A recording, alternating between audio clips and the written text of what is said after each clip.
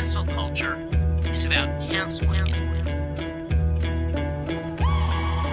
Up yours. Woke moralists. Up yours. Systematic bullying that's happening.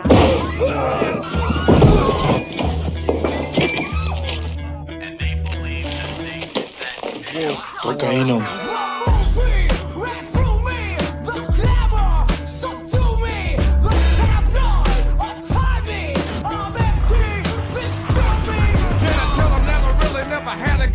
But it's the wax that the Terminator X spun. Now they got me in a cell cause my records they sell. Cause a brother like me said, well, it's born like this, it's born like this, immaculate conception. I transform like this, perform like this, which yells you a new weapon. I don't contemplate, I meditate, then off your head. This that puts against the bed, this that I got realness, I just push, cause it's in my DNA. I got millions, I got riches building in my DNA. I got gunk, I got evil that rot inside my DNA. I got off, I got trouble, some heart inside my DNA. They seem animalistic is what I mean. No, they're worse than animals. the woke mob, they ruin everything. They stopped Ben Shapiro from going to events and speaking. They stopped Ann Coulter from doing it. I will never surrender even a single inch of ground to a pitchfork mob. You never cave to the mob. We will never bow to the mob. Ever. No matter what. Do you see the final expression of cancel culture in terrorist groups like We'll see who cancels who. They want you to comply. Hey, What's up, fellas? good to see you. I was just actually watching a Benjamin Dixon video not too long ago. It's wonderful to see you about the woke whites. It was Oh man, yeah, man. Woke white very folks good. are coming out all over the country. I absolutely love it. How's everyone doing? Bender, you are Oh, muted. You are muted. I am. Oh, Bender. Okay, Bender. Oh, yeah. Oh well. Oh, okay. There you are. Now you can hear me. All right. Well, hello. I'm finally. It's leftist you can audio. Hear me. I was gonna say it's great to see Ben Dixon join us tonight. For people who don't know who Ben is, but I don't know how you wouldn't know who Ben is if you watch this show. I'm not all over the place. I'm not that well known, so I'm sure some of your audience is like, "Who is this bald dude in the right hand corner?" So I think everyone knows you. Lights. Yeah, I think you're downplaying yourself a little bit, Ben. Oh yeah, hey. But what a night for me to come on. Like, I don't want to, spoil the bag, but it's like there's some conversations happening in real time about you guys and us and all of us. Like, wow. Yeah, I put the link out on Twitter and Blue Sky to this, and I got several replies from people already being like, TYT went off on their bonus episode on like everybody, like on. I'm not sure if I'm included in this, but I know Ben at least.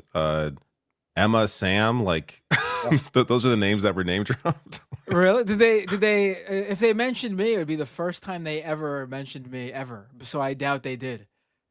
They fear you. Yeah, they know better. Yeah. Do you guys have clips? Can we watch it? I haven't seen any clips yet. I just saw people replying. I think it's the bonus episode, so it might be members only. I don't know.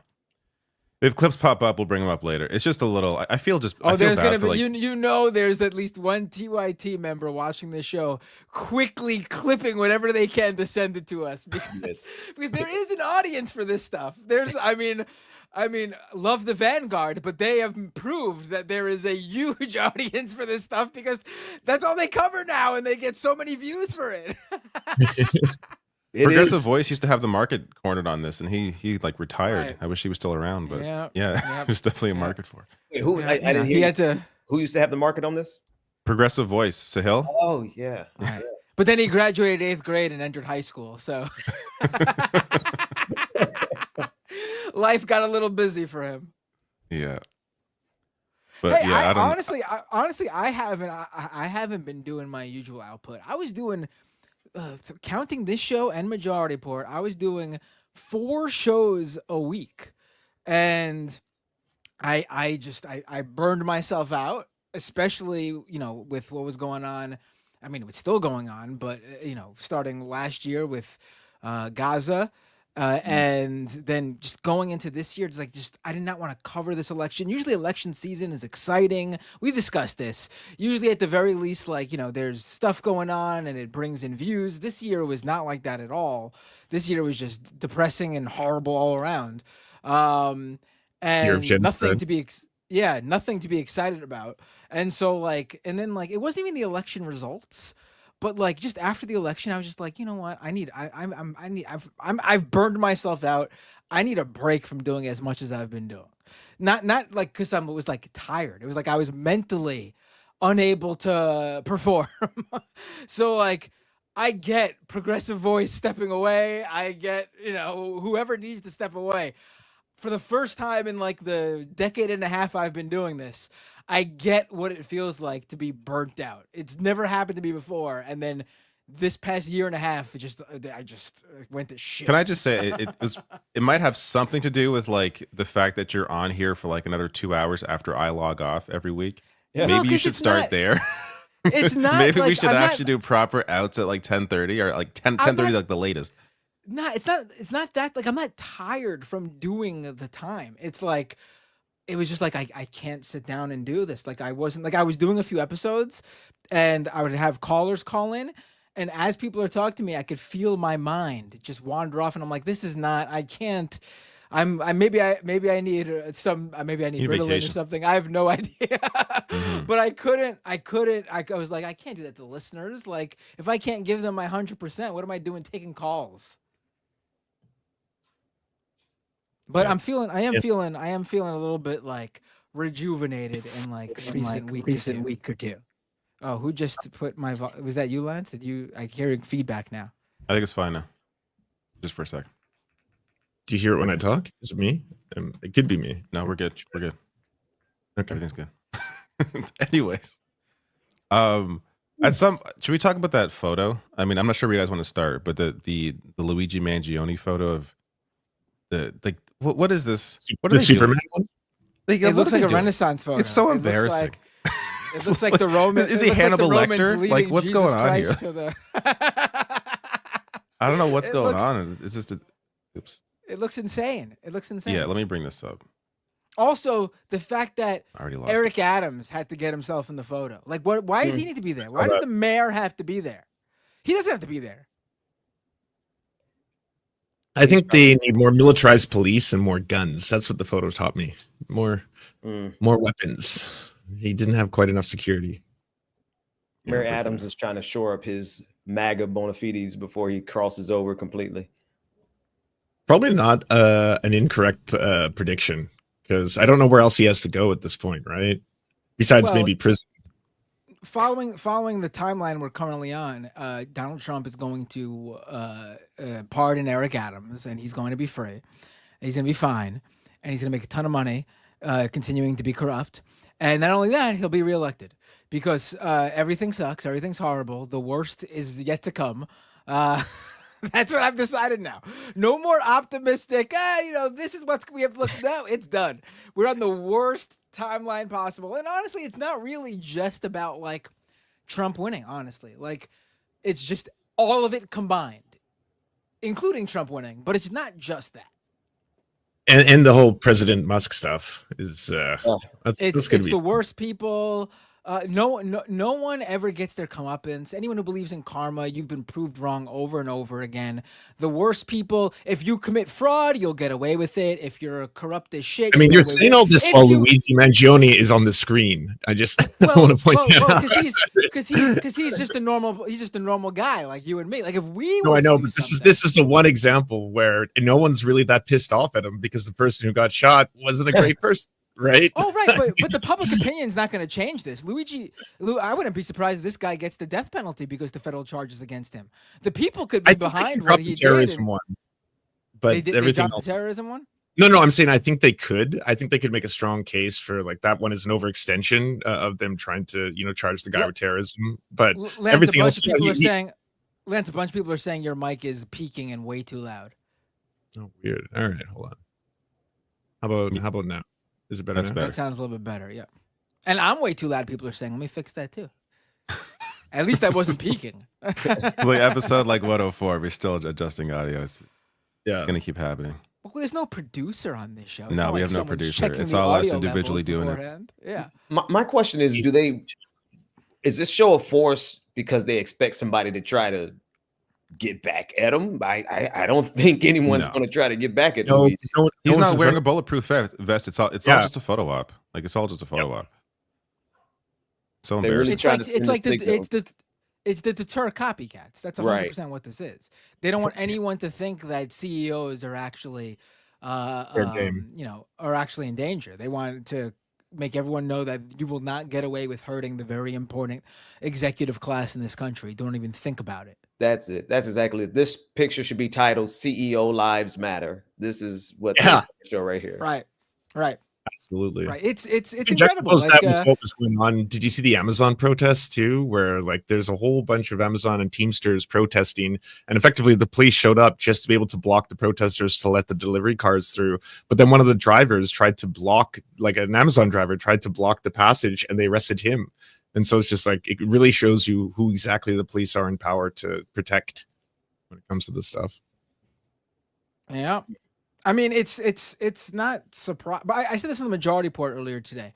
Like, nothing tells you who is valued by the elite class and the elites in our country more so than like that video of the NYPD getting involved to help Amazon conduct its business. Yeah. If that was a civilian who had an issue with Amazon, let's take wage theft, for example. If you were an employee for Amazon and you had proof that they were conducting wage theft, they were depriving you of wages illegally, you could not call the police and have the police act on Amazon in favor of you.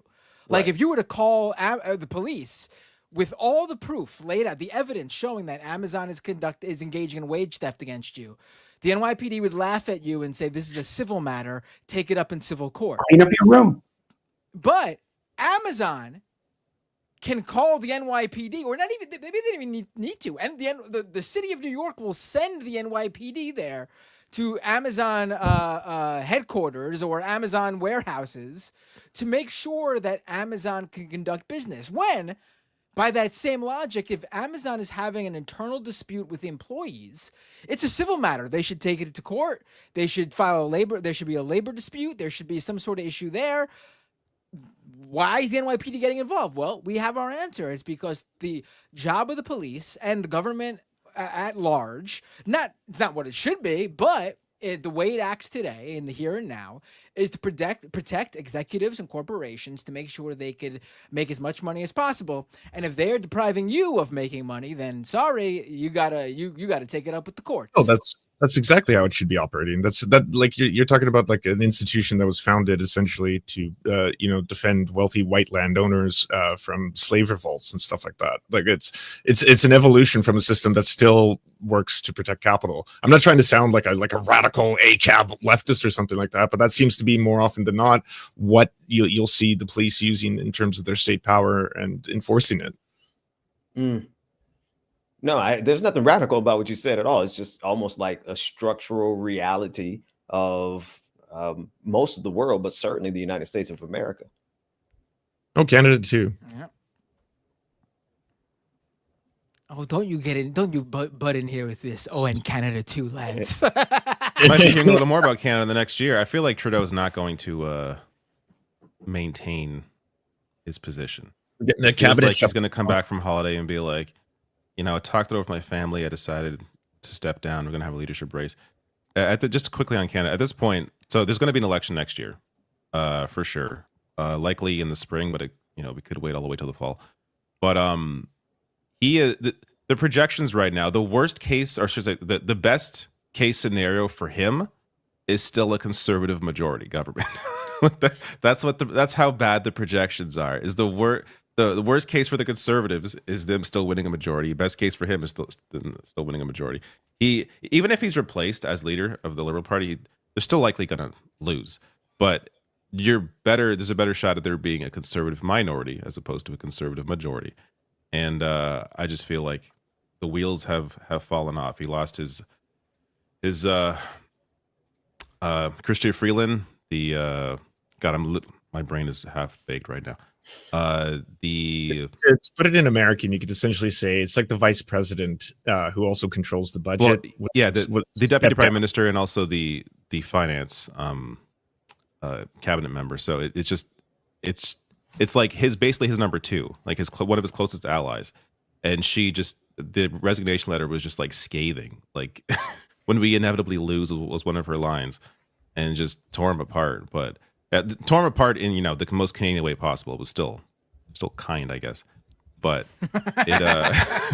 it just seems like things have completely fallen off. But I think I was tired. Go through this with the U.S. going through Trump. I was like, it'd be okay if there was like at least like a neoliberal kind of Harris Waltz U.S. administration, and then we could weather a right-wing administration in Canada. But we're just getting, like Binder said, the worst case scenario. It's the worst timeline. We're going to get a conservative government here, and then y'all are going to have Trump, and it's going to be a wild ride. Yes, I marked the change of the timeline. When Kobe Bryant died that day, I felt something shift in the universe. I'm like, wait a minute, something's not right here, and we have definitely been going in the wrong direction ever since. I wonder if there were any like experiments at CERN at the same time. Like, I really feel like we have been put on the worst timeline imaginable. And was that pre-COVID? This is the one thing I hope all of us are completely wrong on. When he died, was that pre-COVID or was that post-COVID? That was pre-COVID. Yeah, that was like the year leading into COVID. Matter of fact, yep. Yeah. Oh, interesting. Yeah. How do we make things better? How do we stay positive? It's done. It's done. I have a child to worry about. We had to make the world better, at least for him. Let's pack it up. Listen, it's bad when I'm like, at this point, a comet, a meteor, something significant. Aliens would be great. Something that would just shake up this whole system would be phenomenal. Look at New Jersey. I mean, the aliens might be here. I don't know. I know, right? I mean, doesn't it feel like we're at the like, I hate to be a doomer, but it doesn't feel like we're at the end. Like we're at the end of something. Like I don't see, like there's always been like a light at the end of the tunnel, but I don't see again. And I want to make it clear. It's not the fact about. And it sounds like, oh, how could you say this? But it's not about Trump winning. It is simply like it seems like the worst in everything is continuing to happen. Take for example, basic medical knowledge in terms of like vaccines. A good portion of our country, I would dare to say, maybe even a small majority, don't believe in vaccines anymore. I mean, we're headed towards something bad, and it wouldn't matter if even Trump lost the election, because that aspect doesn't change. Of that one example I just mentioned. Yeah, like we're and like. When it comes to the economy, you have people talking about how great everything is, and you have all these people struggling, and you have an incoming administration who wants to make it even better for the people who are doing so great.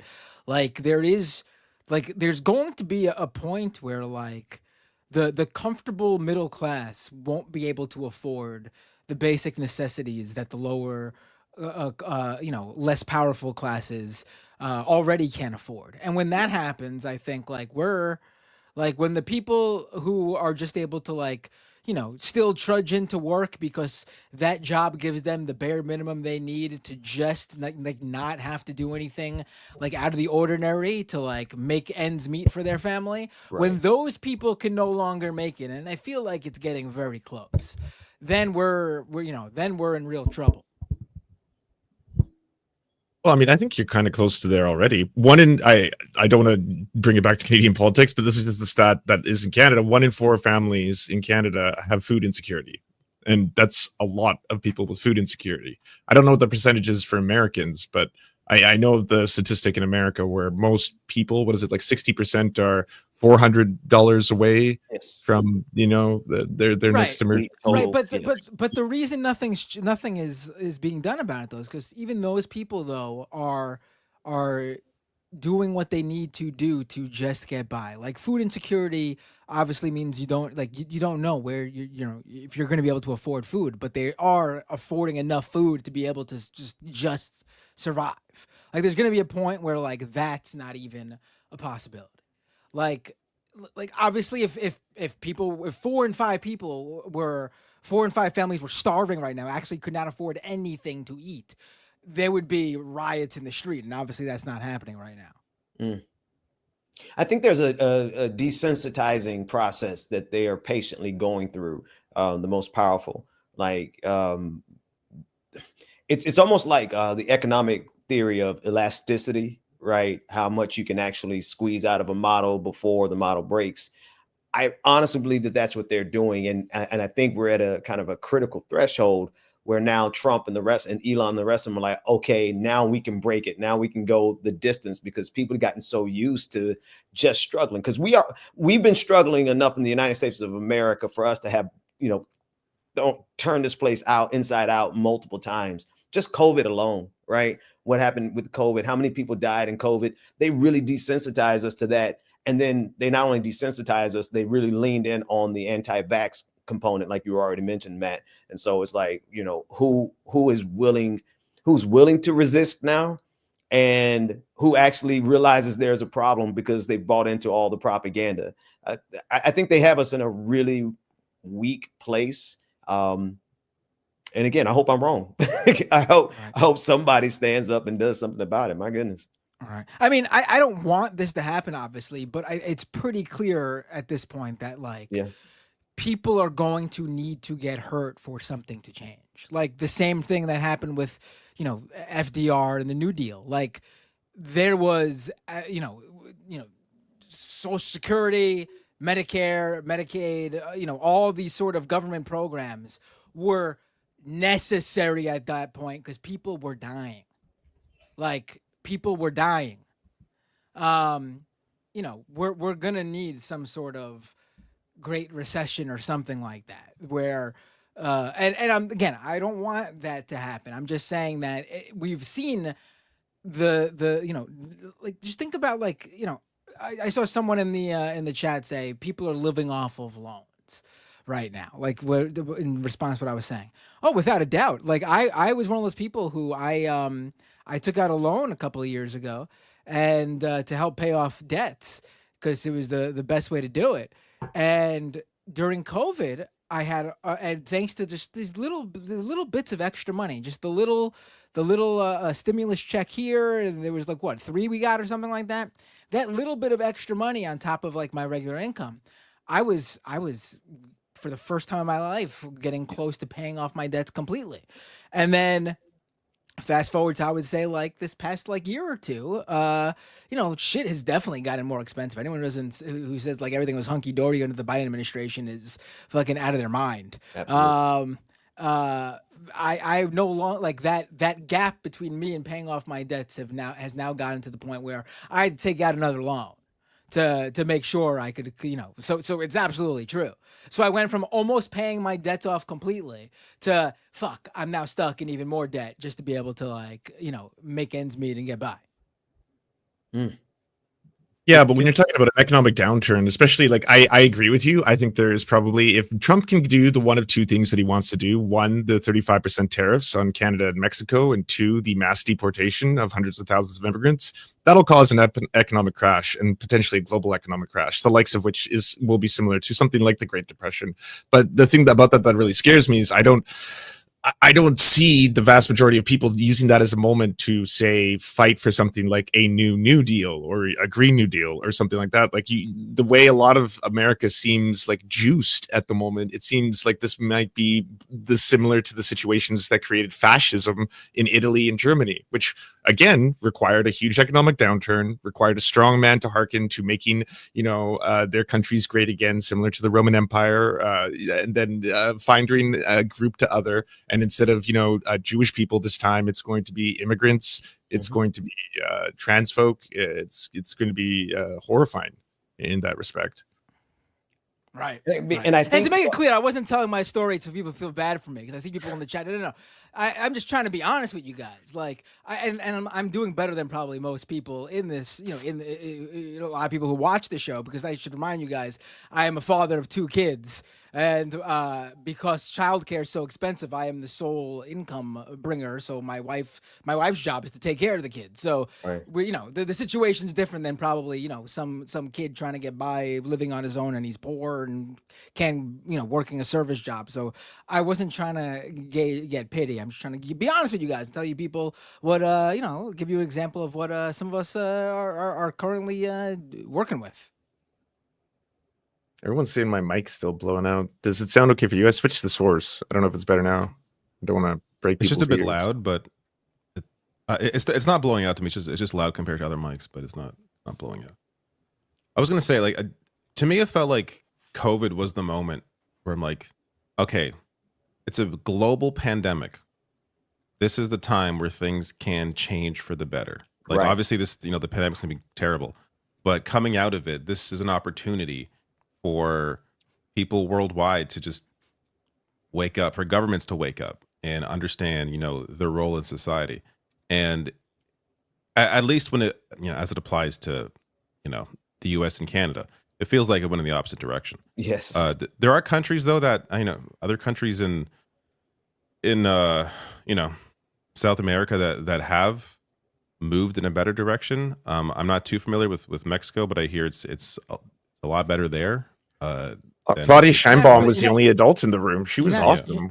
You're not familiar with Mexico, David? It's a country, one of the countries in North America, but it's right below the United States. But see, I think COVID was exactly what you said, David, right? It was an inflection point. We had a chance to go in a very positive direction. I used to call COVID comrade COVID because of what it would take in order for us to actually survive it without being where we are right now. Basically, everyone's just gone on and it's here and you catch it, people die, For us to have not gotten here, it would have required the government to actually be mature enough to let everyone stay home and actually subsidize people a moment of universal basic income, right? Structuring work from home, like all the smart things that we should have been doing. And instead, what we saw was the most powerful realized that, and they doubled down on the dumbest stuff possible. They mobilized the dumbest people possible. They put money behind the most asinine and ass backwards thinking, and they managed to get us to not only spread COVID everywhere, and we're just swimming in it, but also to like structurally just dismantle any hope of us making that kind of progress. And what's crazy about it is this new model that they're going with economically, it's not really going to be a model where they're going to like the economies are all going to start contracting in a minute, right? And you would say, okay, well, then capitalists wouldn't really want that. Capitalists want the economies to grow. I think we're dealing with something totally different now with Elon Musk over at Doge. He won't really care if the government contracts, and he's getting a good huge chunk of it because he's now able to funnel those resources to himself or to all of his buddies without any hindrance. So I think we're going into a global order where economies contract, there's great depressions, but the people with the power to pull the levers of society are still getting even more richer than we've ever imagined. Right. Yeah, right. I mean, at some point, people are just going to stop working. Like, I think, mass strikes, like that seems to be, like, withholding labor really seems to be the only way to hurt people at the top, because they're only able to amass the wealth that they amass because of the people that work under them. And if there's just mass mobilization against work, right, that's at least going to create a moment. I know Sean Fain of the UAW has been talking about that, like planning for that. I forget if it's next year. No, I think it's like in 4 years. No, it's like, it's a while away, and I don't probably think too far away. Yeah, I don't think that's no. I mean, something that big obviously needs a lot of planning, but I think the moment for that planning is already passed. I think we're going to get to a point before 2028. Honestly, I mean, I can't like I don't see a scenario where like there's not like a major financial crisis, especially when you see what's going on. With how, obviously you have an administration coming in that's going to deregulate, and let these companies run wild. You're going to have these tech bubbles like AI and crypto, with taking up this enormous amount of wealth because people are buying into this stuff, and yet AI has yet to create any sort of return on investment for these investors pouring millions and hundreds of millions and billions of dollars into this industry. You have a cryptocurrency bubble that is seeping its way into the regular financial markets, like with the stock market.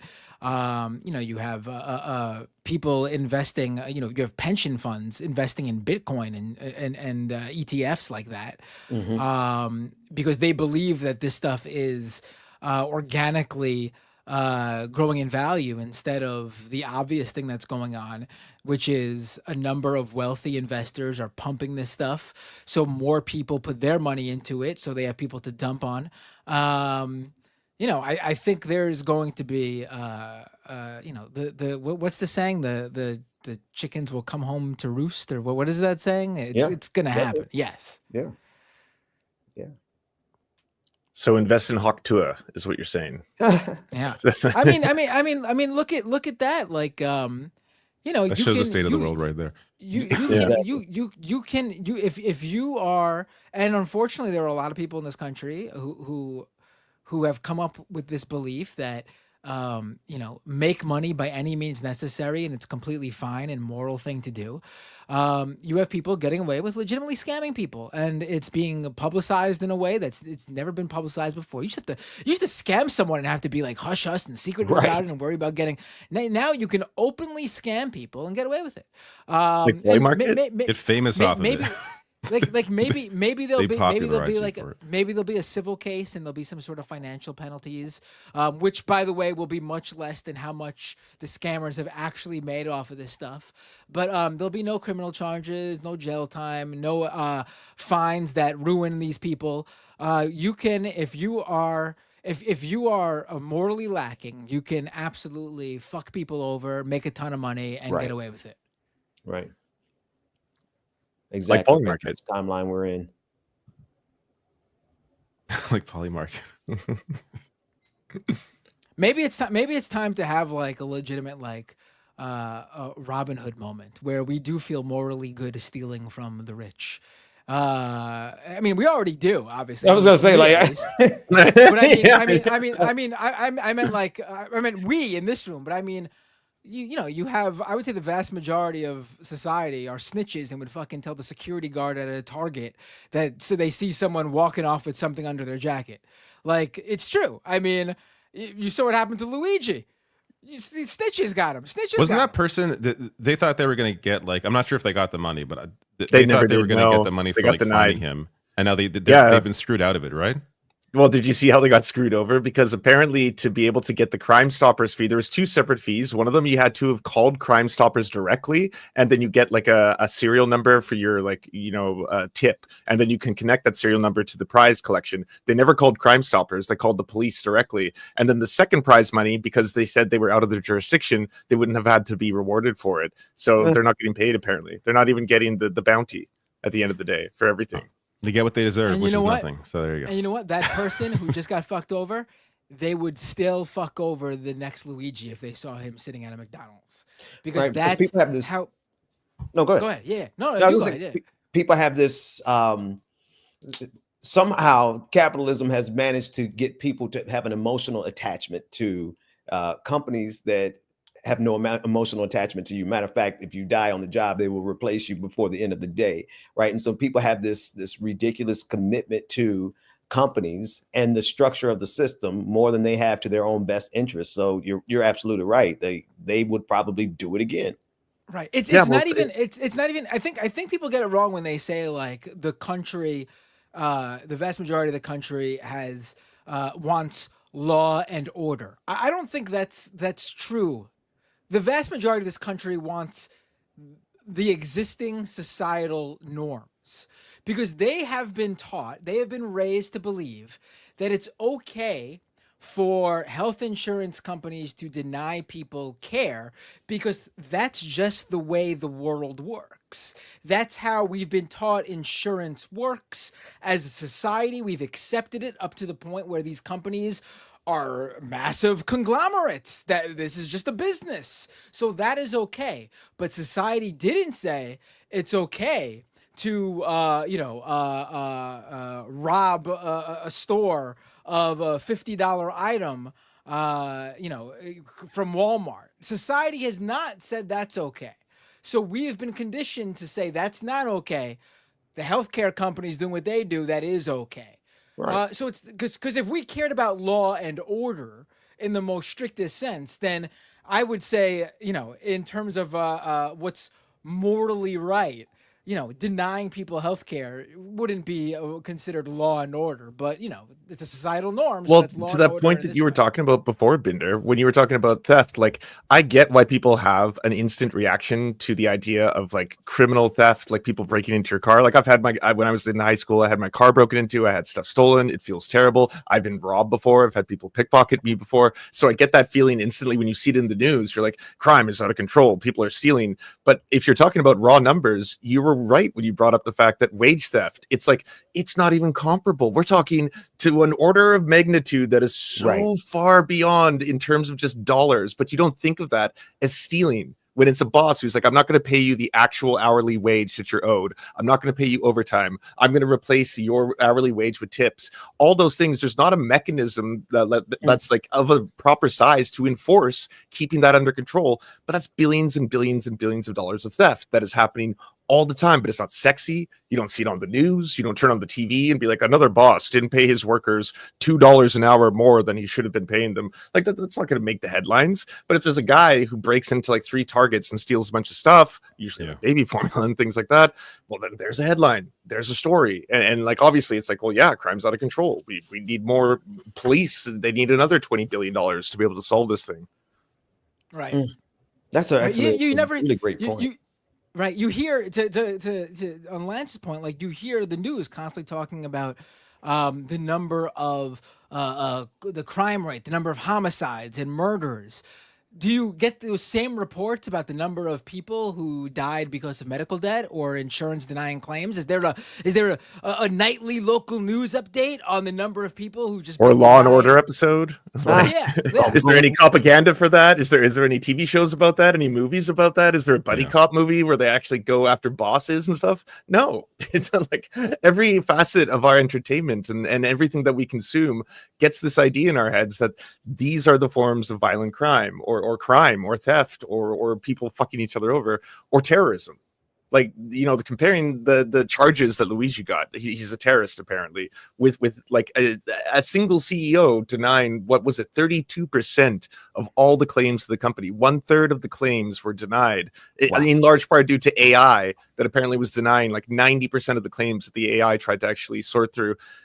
Is that not at some way morally wrong? I know it's not criminal. I know it's just people, being successful at their jobs, but it seems morally fucked up. It seems like you're causing mass death. Luigi should have got a fine for littering, maybe loitering because he was hanging out outside the hotel for a little bit, and that's about it. I'm laughing because there's 2 sides of me here. There is the pure leftist side of me that's like, absolutely right. And then there's like the compassionate side of me. I'm like, oh man, the guy got, murked and kids and all this kind of stuff. And I know Mike, I know if Mike was here, he would say, F them kids, right? He's not just anti-CEO, he's anti anyone over 70. Just... Mike. And anti-children too. I mean, what you just said is like so absolutely true, and how we are so conditioned. And I'm thinking of Herbert Marcuse. Like, I just feel like he's screaming at us saying, this is what I was trying to tell you all. Like, it's structurally the reason it's structurally this way. There's nothing like this haphazard here, right? Down to the news reporting. And you guys seen that Sinclair clip where they all repeat the same thing over and over and over again. That's exactly the way they do us in terms of the crime, right? So as soon as they need us to, and this is one of the reasons why I got so upset with Anna over at TYT, was when she turned up that same dial on the Venezuelan gang story that the mainstream media was turning, right? Not even the mainstream. It's like local news reports. It's like you're doing local news. You're doing local news on fucking like gangs. Exactly. Like, what the fuck are you doing? Exactly. And so that's what makes it so dangerous. It's like, are we buying in and we're going to go in and just do this, the bidding of the literal power structure that's conditioning us in the way that you just said, Matt and Lance, it's ridiculous. But then they say that you're on the other side, and not just Anna and TYT, but anyone who does those kind of stories will be like, so what, are you pro crime? Are you pro Venezuelan gang? Are you okay with people breaking into homes and taking over houses with guns and arms? And the answer obviously is no.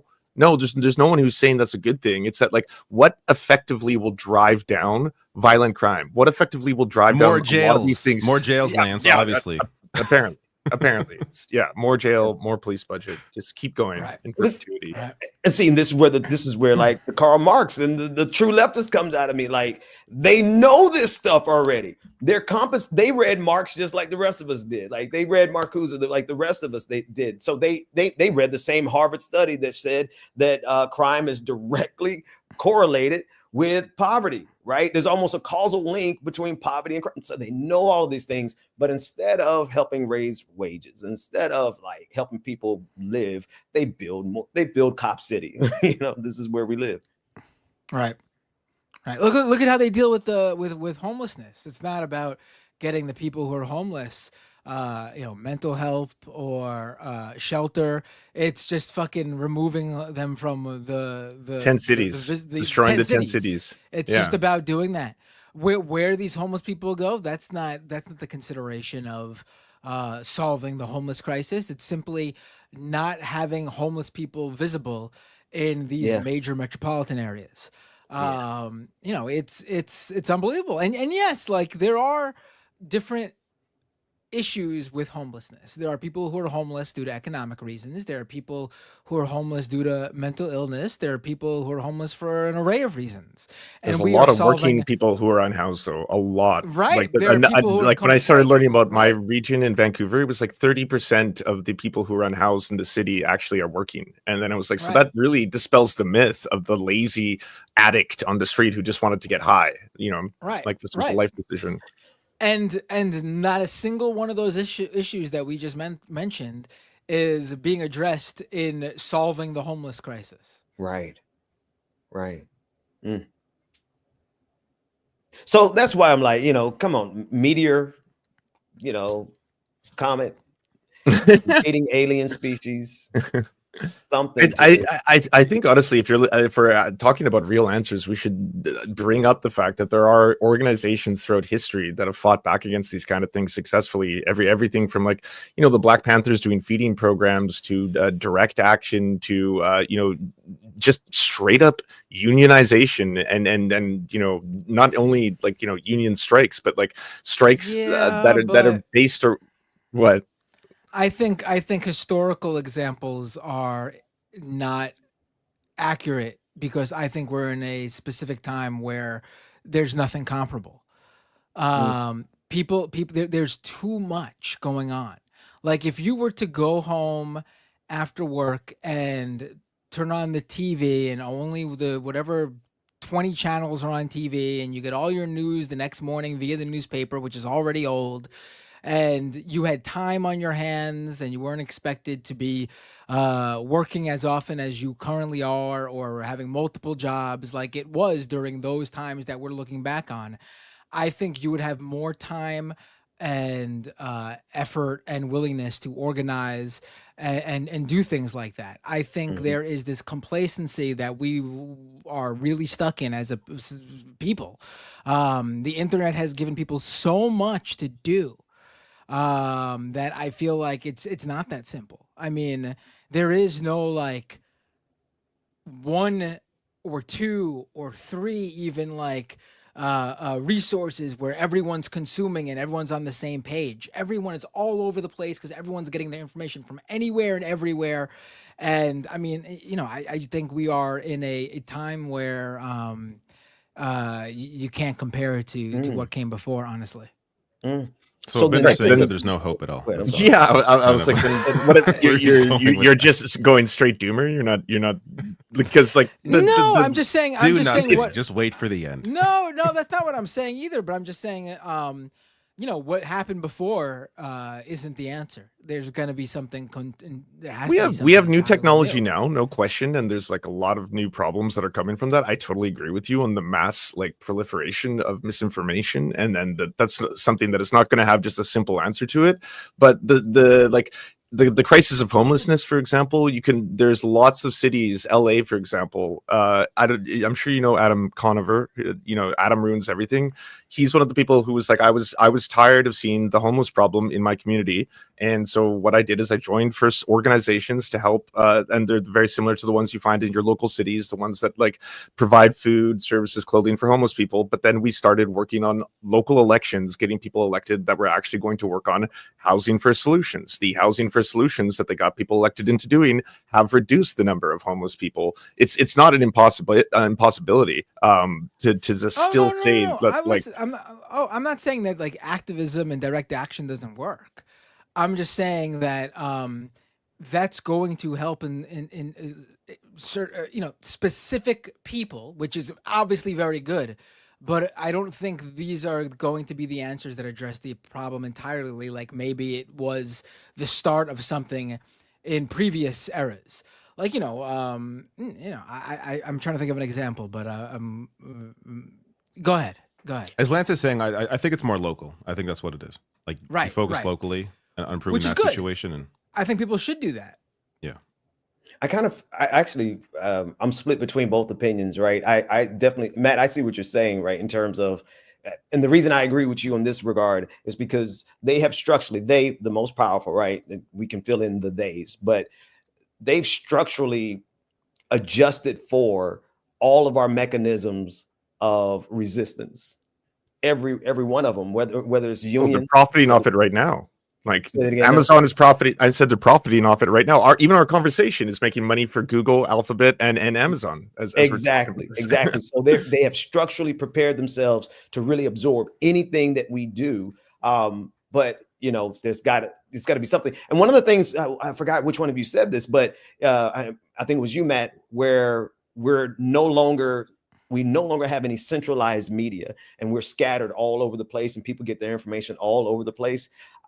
I think, you know, something popped in my mind is that might be the one place where the left can take advantage of that, because, you know, look what you guys are doing right now, right? You're all streaming same time, different channels, but this is the same thing that's going out, right? So there's a possibility and an opportunity, I believe, for us to create a unified messaging or unified, stream, a unified something, so that now we build that community that doesn't exist in any other community, right?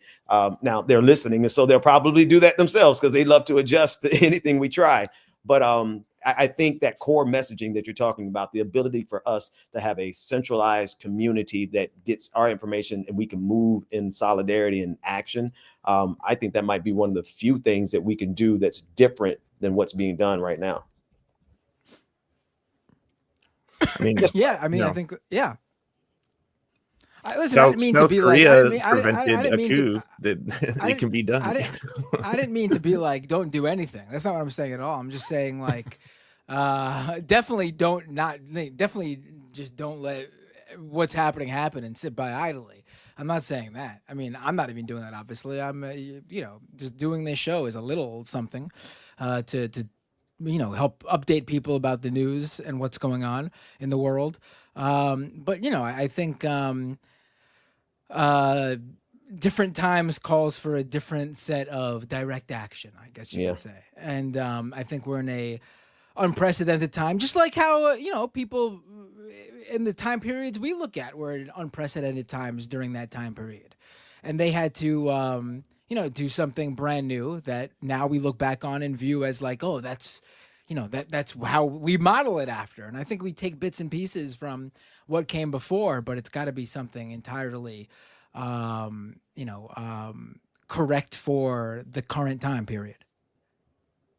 Well, that's why it's neat to see headlines like, the gay furry hackers took down Project 2025. Like, I wouldn't have seen that sentence wouldn't have made sense to me 6 years ago. Yeah, right? see, It still doesn't make sense to me. But Hey, what happened now? Yeah. I need to Google. But I mean, that is something new. That's a form of resistance, you could argue. Like, obviously, do not do anything illegal. This is a 100% legal, stream and all that kind of stuff. And then vigilantism is wrong. Don't become Batmen or Batwomen or anything like that. No, but that's not the solution. No, that's not the solution. But there are certainly, acts of resistance, like something like that, where there was a group of individuals who happened to be, gay furry hackers, and they decided they wanted to expose a lot of the secrets of Project 2025. So they hacked their servers and they exposed a lot of it. Another group did the same thing to Andrew Tate's entire network and flooded it with trans flags and rainbow flags and exposed the emails of a lot of the people that were working with him. These are not the kinds of pushback I would have seen maybe 10 years ago.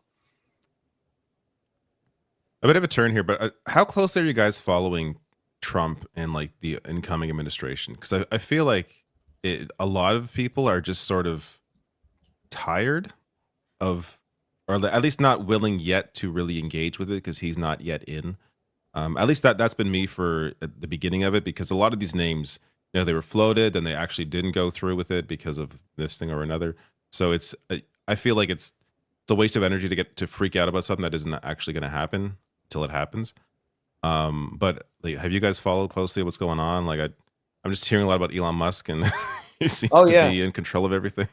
Yeah, no, So I'm of the opinion that we right now is our only grace period. Between now, we only have a month left before inauguration. So I'm paying attention to every detail, even though I don't really cover it as much. I'm on my own little thing in terms of what I cover. But yeah, Elon Musk is running the show, right? They just, of course, they had the continuing resolution that really both versions didn't pass, which was really funny. Elon Musk did this rabid and tweet storm last night that messed up Mike Johnson's plan to fund the government through the rest of the year. And Donald Trump came back with another one that was slimmed down, which in this case, they took away so many different benefits for so many people who are survivors of hurricanes and research for children with cancer. So they took all of that stuff out and reduced it. And they still couldn't get that one passed. So now the government's getting ready to shut down, which we do every 2 years. We go through this, but this time is specifically caused by Elon Musk wielding Twitter, wielding X to get it done. And then when you consider what he and Vivek are trying to do with Doge, right? We're really getting ready to go into a kind of a really dark period in the United States of America. So I'm of the opinion that we should be fully mobilized right now. And I don't mean mobilized in terms of hitting the streets, because they're prepared for that. They want that. That's what they expect. They're ready to control that. But I think everyone who has any capacity to impact, I think the people who are in the federal bureaucracies right now, oh my goodness, the intelligence community, we're getting ready to have Tulsi Gabbard, the intelligence community. I wish they were listening to us, but they absolutely have to have all hands on deck, securing however they can secure themselves from someone at the top being like Tulsi Gabbard. And we only have a few days left, but I think it is a worst case scenario for sure. Well, I have a few days. It was 4 left, a.m. As you can tell, the Biden administration is hitting the pavement hard, doing the work, getting ready for they're doing everything they can to prepare and leave. Yeah, to give Israel another $27 trillion before his term's up. That's his concern. That's priority right now. Of all the things to be concerned about, you're right. Thank you, Lance, for bringing that up. Right now, your concern is to continue to fund Israel to do whatever they want to do in the Middle East and Gaza. Seems like it. It really has proven to me that Joe Biden is not only I think he's one of the greatest evils. And I say that as a person who voted for him. But when he turned that corner after October 7th and turned on like the funding for that machine, and the way that in a way, I feel like he sandbagged Kamala Harris. I honestly feel like he's playing his part to help facilitate this transition into this doomer society that me and Matt feel creeping up the back of our spines, right? It's a chill going down our spine. I feel like Joe Biden is contributing to it intentionally. Yeah. Yeah. I mean, what can you really say? I assumed when you had a campaign centered around Donald Trump is a fascist, that we need to stop this. This is the most important election of our lifetimes, that after the election didn't go your way, well, then now we only have a few months left to start securing and mobilizing as many facets that we can before we know that they're going to take over and try and basically excavate every last remaining copper wire in the White House, right? Like I assume there would have been more being done behind the scenes, but everyone is just smiling and acting like we'll get them next time. Don't worry, you know, working like diligently to prevent, say, someone younger and more progressive from getting a position of power, like AOC. Instead, what about another 70-year-old with throat cancer who can basically start some kind of political revolution? It's almost comical just how bad, like to have somebody who's not even the speaker anymore, like put her thumb on the scale to make that happen because she's angry about what AOC like being in her office like 4 years ago. Like, get the fuck out of here. Yeah. Oh, it's my just goodness. wild. You know what else gave it away for me though, was the fact that Joe Biden never got rid of Louis DeJoy over as Postmaster General, and he was DeJoy was appointed during Trump administration, and Biden never did anything to get rid of him or to stop him, and so DeJoy has consistently degraded the capacity of our postal service now to the point where Trump is actively saying, oh, they're inefficient. We have to start selling it off to the private market. And I'm like, Joe Biden, you knew this, right? You knew this was where this was headed. So why didn't you stop it? And the only answer I can come up with is because he's a part of the same structure that wants this dystopic future. And here we are. It's true. Like, you know, Nancy Pelosi's stocks must have been doing great after the election, as did a lot of other individuals who stand to profit from all this, right? Like that's one of the reasons why I think there isn't just as much of a freak out from establishment Democrats right now as there is from people like us who are political junkies and tapped in. Because it's like, that's why it's all smiles. It's just like you're sitting there and you're like, yeah, I mean, we'll get him in 2028. In the meantime, I'm just going to enjoy the fact that for some reason, Bitcoin is about to hit $120,000. So everything's doing awesome. Yeah, they've been very focused on, don't worry, we're going to have a peaceful transfer of power. Like, after you fucking call this guy fascist for 4 years. Yeah. Jesus Christ, kind of undermines your whole point. Yeah. Yeah. I feel like they never believed it, or they don't know what that term means, because I don't think it was totally inaccurate to paint Donald Trump as someone who is trying to... No, I think it's totally accurate. They just don't seem to really be serious about it. You know what? It's just the imagery that just came to mind are all of the distinguished gentlemen who got into their best formal wear and sat on the deck of the Titanic as it began to sink. It's like a form, it's a fashion, it's a presentation. They're there for the pomp and circumstance, not even the reality of what they're going to do and how they're going to leave the rest of us. So, you know, I'm going to be honest with you. Like, it really is up to us though, right?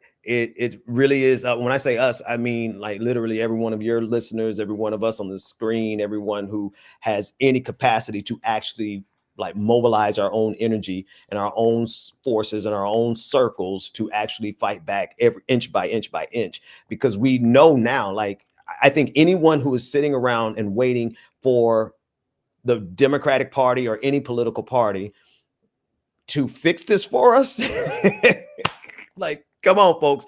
There's no Superman coming to save us. We have to save ourselves. Yeah, the vote for Harris was always just about like avoiding the worst case scenario. Like it's about harm reduction. That's what it was about. It was never about like solving all the world's problems. Like, right. And that's how it tends. I mean, that's how a lot of elections are. Unfortunately, the real decisions made in the primary, and if you don't get the best option, you end up just having to vote for the harm reduction. but it doesn't, like, it can also fuck you over. Like, look what's happening in Britain. It's not as if things suddenly just got better because, you know, Labour came into power and, you know, they had a milquetoast Keir Starmer, you know, who wasn't as right-wing as his predecessor. They're still attacking civil rights. They're still going after trans people. Their economy is still collapsing and reeling ever since Brexit. It's like, I think the status quo neoliberal policies, it doesn't matter which of the two parties is doing them, is fucking over the general public so much that at this point, like, you need dramatic change, like not just a couple crumbs, not just a couple like, okay, well, we're going to do a first time home buyers $20,000 you know, bursary or something like that. Who the fuck has the other 20 years too late? Like, I know that exactly 20 years ago, that would have been a good idea, a good pilot program. Now it's like, okay, where do I come up with the other $180,000 I need for the down payment, right? Like, how is that going to help the average person? Shows how sheltered they are, just completely oblivious to the reality that a lot of people face. And that's exactly why they're responding to Luigi the way they are, right?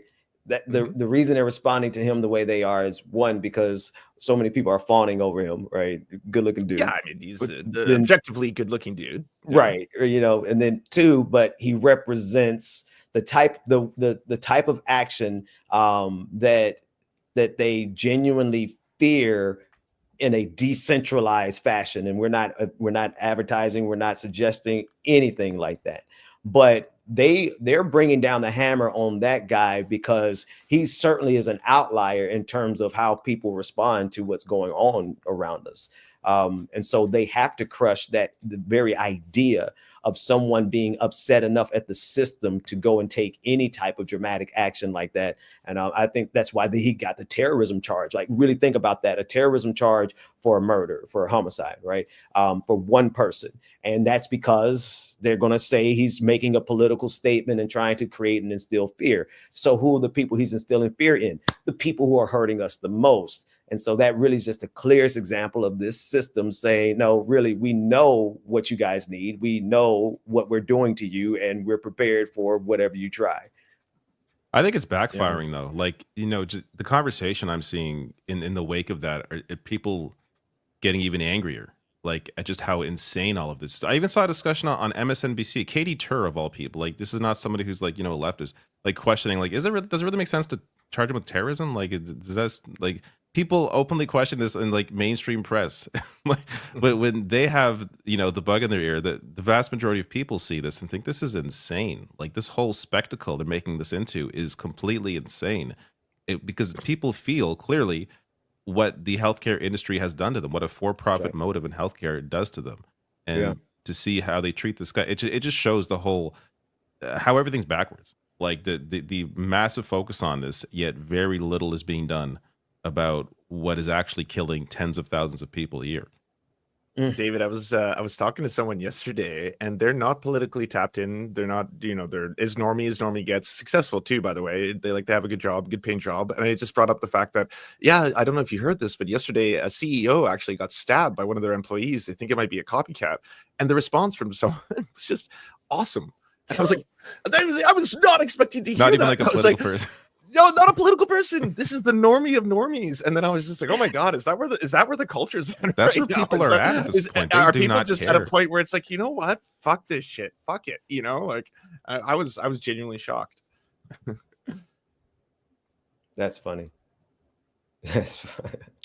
Culture shifted. The people are just, you know, they've been squeezed a lot. And I think that the conversation about healthcare now, I think, is so important because it's happening outside of a Democratic primary. You know, I was thinking before, why didn't this, you know, when Bernie was talking about Medicare for all in 2016, 2020, there were discussions about it. People were like discussing it, but it was really within the confines of a Democratic primary. So if you're not into following politics, you're not engaged in the topic. Luigi Mangione, though, like, this is like a universal topic. You don't have to be following politics to get what happened, to understand, or at least be brought into the conversation around for-profit healthcare. So I think that's why this moment has resonated in a way that Bernie and his discussion of Medicare for all didn't, is because this is really a discussion that is separate from politics, which is why you're seeing like Ben Shapiro, the comments on his videos, oh my goodness, like calling him out for his bullshit. That was great. Like this is not a left-right thing. This is just the masses versus the elite, and the masses are pissed. The question is do the comfortable masses realize that they are not the elite, right? Because once you make over a certain amount and you don't have the stress and you have a decent enough healthcare package, right? You have the propensity to forget that you really are still only 1-2 paychecks away, or one economic downturn away. Some people have enough savings to survive a couple of months, but then an economic downturn, the comfortable masses, sometimes they become just as much an impediment to us as the powerful and the top 1%. But I think that's true. Hearing what you said about those normies who have really great jobs as they reacted to the CEO getting stabbed, that's wow. I got to finish that sentence. That's encouraging. Well, I was just surprised. I was more like, is that like, I know that's not obviously a statistic, right? That's an anecdote. So that's one story, but I have seen a very large percentage of people online. Like if you look at the amount of people in the Facebook group when UHG posted their eulogy to the CEO who got shot, I think it was close to around 70,000 plus laughing emojis before they locked it down. And Facebook is not a left-wing space. It's not a radical leftist space or even a liberal space. It is a boomer dominated, if anything, center right to right-leaning politically social media platform. And that was the response that they were getting, overwhelmingly. So what is that really trying to tell everybody here? And why? The other thing is like, I don't understand why more people aren't tapping into this. Like I saw some of the liberal pundits basically being like, oh, well, it's funny that after the election, now people are talking about healthcare when their healthcare is going to get worse. And it's like, motherfuckers, what about the fact that like this was basically a centerpiece of like the most, popular independent senator / running for president candidate. Like this has always been a popular issue. This is an issue that can galvanize people and get them excited regardless of what their other political ideologies are. If you center it around something that will genuinely change their lives. Like how many Americans voted for Trump just because they saw his name on a paycheck in a single check that helped them get past the month? Like Binder was saying though, like that could change someone's life. That could be like, holy shit, I can actually not have to take money from some fucking predatory pay now less loan whatever center, and I can fucking get through the month. And that was Trump that did it for me. Well, yeah, they're saying that he's a fascist and he's a racist and he's a sexist and he's a rapist and all this kind of stuff, but I got a check, and that made my life better. So that's what I'm hoping for, kind of shit. I think if Kamala Harris ran on Medicare for all, she would have won the election. Like the thing with Bernie was never able to win a primary because those are like MSNBC viewers. Like very specific people vote in Democratic primaries. Right. But you bring that kind of idea to a general election, a lot of people will come out to vote for that. Then you also need the right messenger. Kamala Harris, you could argue maybe people wouldn't trust what she's saying, but how do you trust what Trump is saying? So it's just like also end the genocide would have helped a lot in the three key states. I think it came down to the final count is in 226,000. I think was how many votes decided the election, and it came down to 3 key swing states again, which is kind of like. It seems insane for a country of so many people, and I think like 155 million votes, but. Yeah, I mean, a big issue too is just what Binder mentioned, how like he was going forward while Biden was president. Like a lot of pandemic era programs ended while Biden was in office, and you could say, oh, but Manchin, oh, Sinema, oh, Republicans, sure, but Biden was the president while these pandemic era programs ended, and that's what people see, and they think, hey, I'm worse now than I was. And yet Trump put his name on that check, even though Democrats also gave it. People remember that check, right? People remember the Trump check and not the Biden one, because Trump put his name on it and made a big deal about it, and Democrats don't know how. Which to is play a smart strategy, like. Right. I know. We all made fun of him for it. Like, oh, that egomaniac. Of course he'd do something like that. And look who's laughing. I made fun of him, but I knew it was successful. Like I knew people. It's just basic politics. Like, yeah, of course, put your name on shit that's good that people like. Credit taking. How do you not do that? It's Biden. It's literally a chapter in your undergraduate politics course. Credit taking. Democrats are maybe one of the worst at that. And for why? I don't understand. Not too much for them. Not too much for them to take credit for, to be honest. No, that's fair too. That's the answer. But like Biden had stuff around, like the labor issues and Lena Khan. And, there was a lot of things. Yeah. No, I agree. And honestly, he should have stepped down, and she genuinely should have not done a campaign of I'm going to continue the policies of my predecessor. I'm not different than him. There's no change coming where I am the same, except for I'll appoint a Republican to my cabinet. That'll be the big change you'll get. But otherwise, like that's not inspiring. That's not like hope and change. That's not the shit that like gets people. Don't worry, we got Liz excited. Cheney on the campaign trail. I mean, they're just and they'll do the same thing. They'll do the same thing again. It's not like I know. Appealing to the moderate Republican strategy was something they never tried before. It's literally I know. what they did. I don't think that person's going to win a primary though. Like not next time. Like I think that there's enough younger voters now, younger Democratic voters that are going to vote in a primary. That are going to. Did you not see that poll where the vast majority of Democrats view Kamala Harris still right now as the future of the party and the next presidential candidate? I want to see the age on that. The ages. It's a call-in poll, isn't it? And no young person is using a phone. Also, she just like I understand it in terms of like people who are not that engaged. Like she just ran. She of course like people just think okay, I guess she's the person. It's less about what they want and more about what they're just conditioned to, which will change in the primary.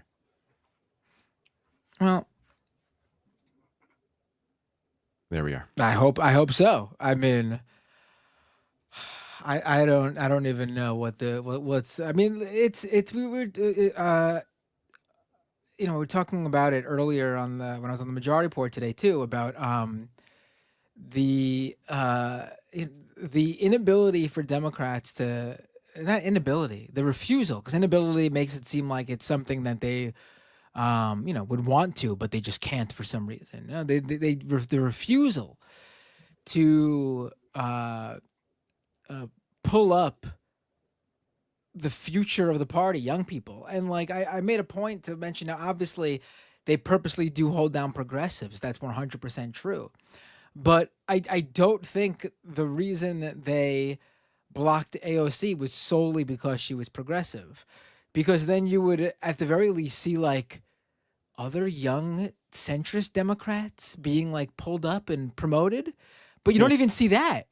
It's just the elderly of the party holding on to every, knob of power, not even giving it to like the young blue dogs, even like the refusal to even let anyone younger than the age of 60 have any sort of power in the party. It is amazing to see. It is amazing to see. Yeah. Like, it's just like, it's like a quintessential, like, selfish boomer mentality that's running the country.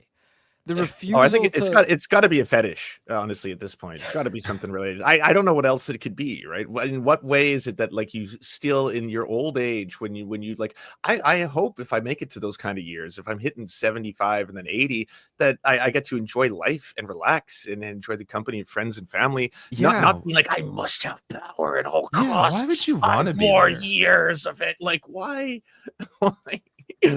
Like Diane, the whole point of these jobs that they would sell out to corporate America. Like, leave already. Go make your money somewhere else. Like, just get the fuck out of here. If Nancy Pelosi did leave, though, then she wouldn't have that insider track information on what stocks to buy and what stocks to sell. So I mean, how many years does she have left? How much more money do you need?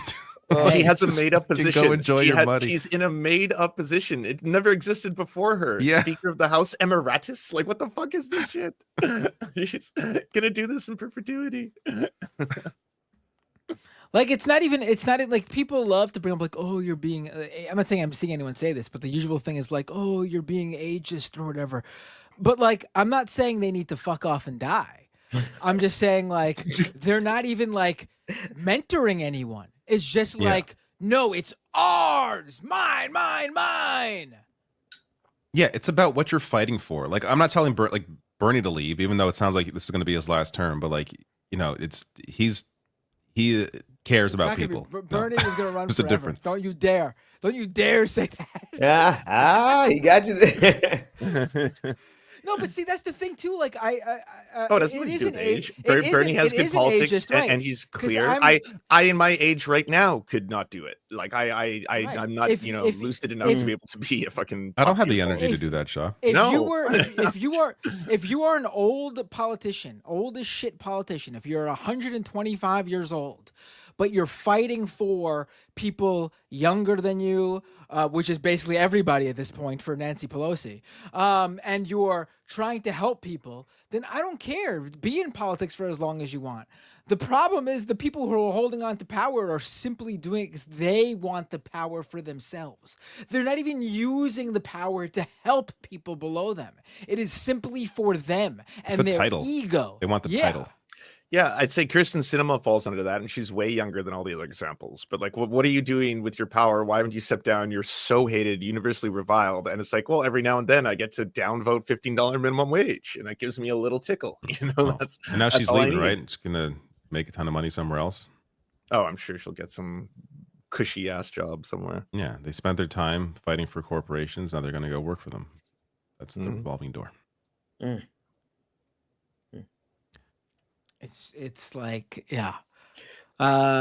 It's frustrating, man. Now if anyone's asking why I didn't do a show for a couple of weeks, it's because I'm done. I'm like Yeah, I do feel. I oh, feel the life force in me just going down because thinking about it through the lens of reality, right? You got to, it is what it is. We are where we are, and everything that you guys have said is sadly very, very true. But Matt, I feel you, man. It's I think I took a whole 2 years off or something from doing content on a regular basis because this reality can eat away at your soul, which is why I think community is so important.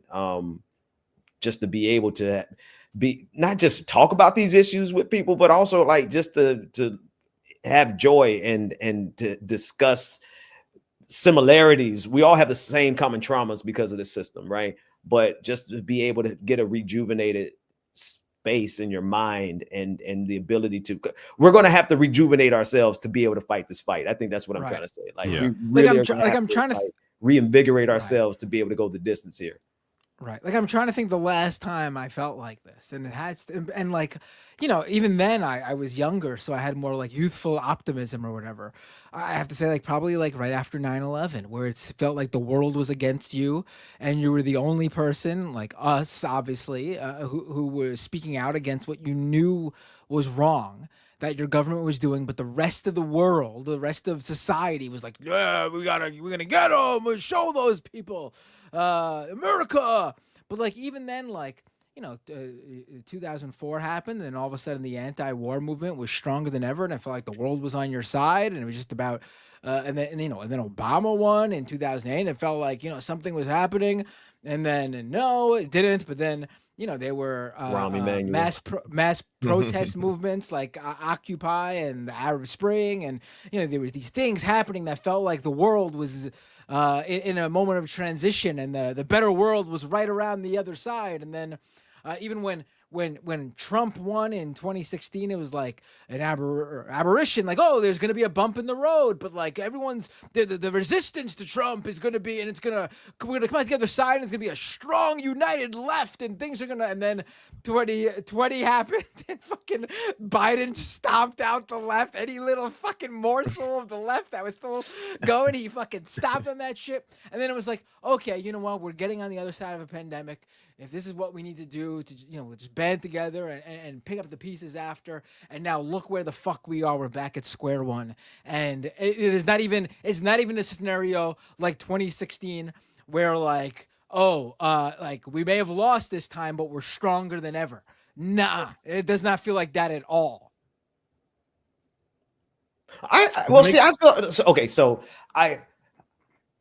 what I've learned to do since I've had my evolution, 2020 was and 2021 was kind of like a really transformative year for me, right? I had quite the precipitous fall in terms of like, I had so many people come after me, and I lost so many patrons, so many subscribers, so many followers, and really that was my livelihood at the time. Since then, I've had to learn how to do something, Matt. I've had to learn how to hold.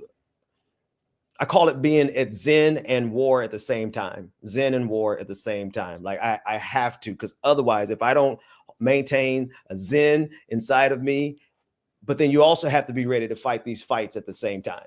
And so I feel the despair that you're talking about. Like I really feel it, and I feel it like rising up in me. And so as I'm sitting here, I'm like, I'm like woosah. I'm like really processing. Don't let us break you, Ben, please.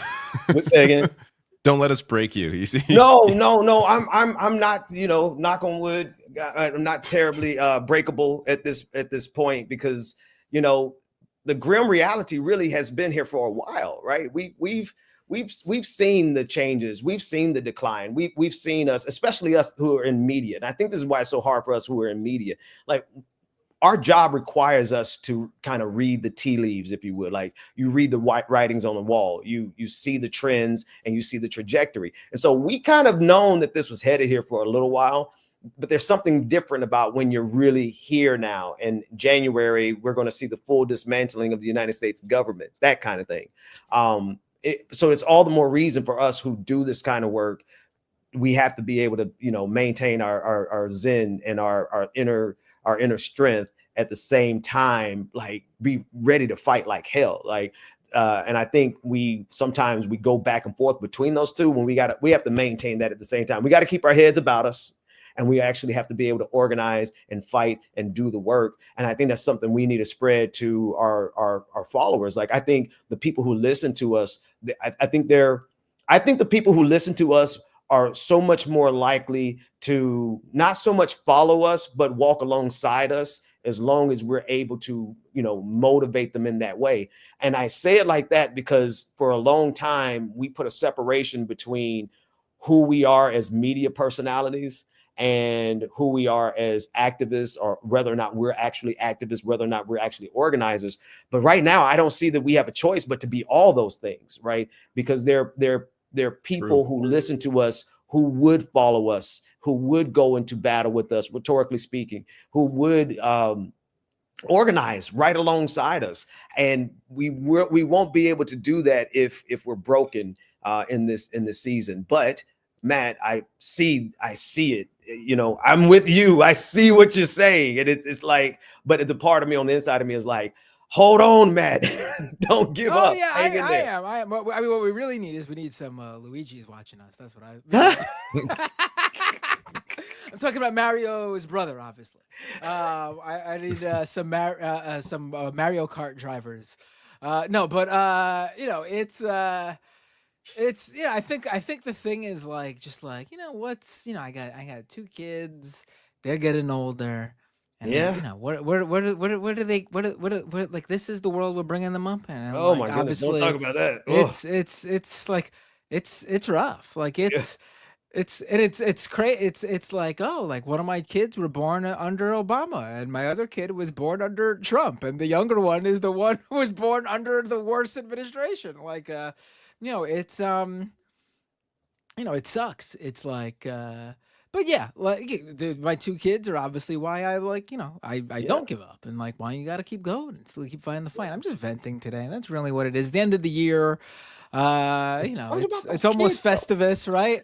I'm about to come over to your side now. See, I vacillate back and forth, because when you start talking about the future we're leaving for our kids, it's rough. Oh my goodness, I'm ready to turn something up in this place, man. Like to say we are I think, what is it? They say like the millennials are the first generation to not have it better than their parents. Oh goodness. Like it's not like we're an aberration and like everything's going to be better for Gen Z and Gen Alpha and all the no, like that trend is continuing, and like it's only going to get worse unless there's some major turnaround. It's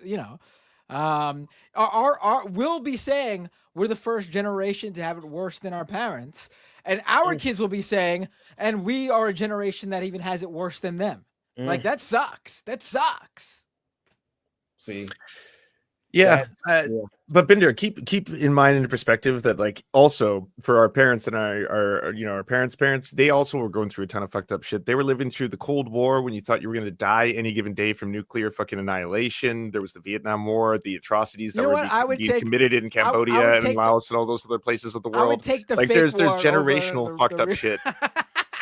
I would Yeah, take but the the reality the is that fear of a it's not as nuclear war over actual the way things are headed. Oh, it came this fucking close, though. We wouldn't even be having this conversation. We wouldn't be even existing right now. It's one of those things where every generation has tons of fucking struggle, right? Like that's the reality. And I agree. Say something really dark there. There's a qualitative difference between dying in a nuclear holocaust and slowly dying because they got rid of the public health system and tore up your water supply, and now you can't trust your food. I'm sorry, I don't want to go. Let's not go there. Let me bring it back up to the brighter side of life. On Ben's point, I'd rather it be quick. That's exactly what Ben's saying. I agree. I'm sorry, I'm supposed to be the motivator here, but no, but Ben is totally right. And honestly, when you think about it, you should be organizing locally. I totally stand behind that sentiment. Yes. I'm trying to work now with organizations, local socialist organizations here in Vancouver. We got to get rid of our right-wing cop mayor. That's not going to affect any of the other three people on the panel right now. But just if you can get enough people to demonstrate that on a small local level, it's way easier to win elections. The turnout for your local city is something like between 25 to 30% tops, and it affects your daily life so much. It affects what the police budget's going to be. It affects how you're going to prioritize, how a lot of the different developments in your cities go towards. That stuff can actually be genuinely life-changing. Organize with local organizations. 100% did get into that. It doesn't matter if you don't want to work within the framework of government. Join an LGBTQ plus org. Join Food Not Bombs. Join something that like is actually directly going to start impacting people's lives. And get ready. Ben is right. Get ready, because yes, now is this little calm before the fucked up transfer in the US and before the fucked up transfer in Canada is probably going to happen a couple months afterwards. And honestly, now is the time to be mad, be solemn, be upset, but also to use that anger. Get mad. You should be mad. We should all be mad. Everyone should be fucking mad. Even if you're not fucking immensely suffering on a daily basis, you should still be mad for how fucked up it is for other people. No, that local see now. So here are the things that I think. Thank you so much for that, Lance, because you reminded me. I actually wrote a guidebook for how to survive what I'm calling the MAGA tribulation, the Great MAGA Tribulation. And in that guidebook, I really did talk about, and it's a free download. But what I did, I really talked about how we can organize around some key things. For instance, locally, getting your food from local providers of food, right? And because of all of the regulations that we're getting ready to see gutted, all of the meat regulations and the hygiene regulations that they're talking about gutting. Well, one way that we can circumvent it is by local organizing, supporting your local meat shops, supporting your local food, people who provide food locally, the local farms. And but also not just that, but organizing and putting pressure on your local providers of food and on the local locations. If we sit quietly and just accept what they do, then we're done for. But if we every step of the way give them the kind of organized hell, and I don't mean loud and in the streets, I mean filing complaints, I mean bringing lawsuits, I mean dropping their rating on whatever platform matters to them, right? Overwhelming their servers. I mean, like that kind of action to make sure like every little thing that they do wrong that's detrimental to us. I think we have to move in lockstep on a local level and penalize those people who take advantage that now that DOGE has gotten rid of so many regulations that our meat supply is like tainted and people are dying from all kinds of diseases. If we sit quietly behind that, then we are done for. But if we organize locally and just hammer them every step of the way and take our resources to people that we can trust, the local mom and pop shops, we hope that we can trust them. And we hope that we can get some advantage there versus the big box stores who are definitely going to take advantage of the lack of regulation. I think that's a way that we can really kind of put a nail in their plan, like put a fly in their ointment. Yeah, and be healthy at the same time. Like, do not drink unpasteurized milk. Do not avoid, vaccinating your children for polio. Be, the change you want to see in the world. Even if they're pushing all this weird medical anti-scientific, really unhealthy policies. Find milk alternatives. Find healthier ways of eating in your local area. I mean, part of that is that not everyone's on the same page. I mean, I've overheard people talking about how I hope that Kennedy, like people who are completely out of the political, bubble. Oh, I hope that Kennedy guy does something about the food our children are eating. Like I've heard this shit, man. Like people are out of their fucking minds, honestly. Which means they need to hear our voices, man. They got to hear you. They need to hear you explaining why that thought is absolutely batch crazy, right? So we got to do everything, Matt. We've got to save ourselves, man. We need you. I'm not going anywhere. I never said I was take a nice going Christmas anywhere. vacation. Yeah. I've been doing that already. not helping enough.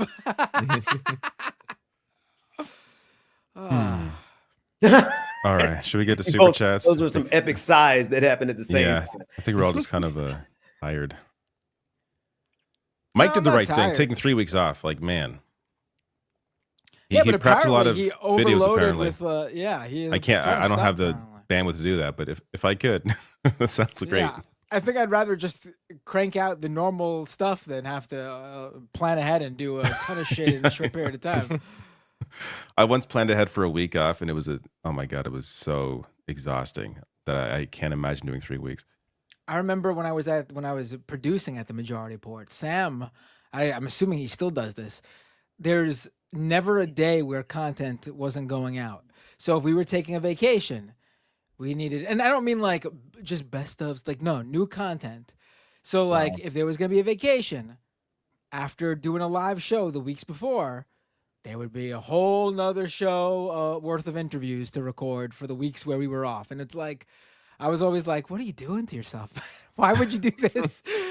Just if you instill in your audience that every year there's these certain weeks that we don't have content, they'll be fine with it. But once you give them that treat of this is what you've come to expect, you're stuck doing this forever. You're never getting out of it. I think it's less about the audience and more about the algorithm. Like the algorithm is what probably can't rely on as much. It's like when it's used to you posting a certain pattern, like a certain amount of time, whether it's like twice a week, every day, whatever it is, and then you break off that pattern, it tends to kick you in the ass. At least that's how it's historically. I've noticed that. I'm learning that you have to be. If the more consistent we are with the algorithm, the more it rewards us. Is that what it is? Yep. Yeah. But then you see these channels that drop like one 15-minute video per month, and they get like millions and millions of views. So it's like, why the fuck does the algorithm expect me to crank out shit on the daily when it's giving these guys millions of views 12 times a year? I mean, I don't know.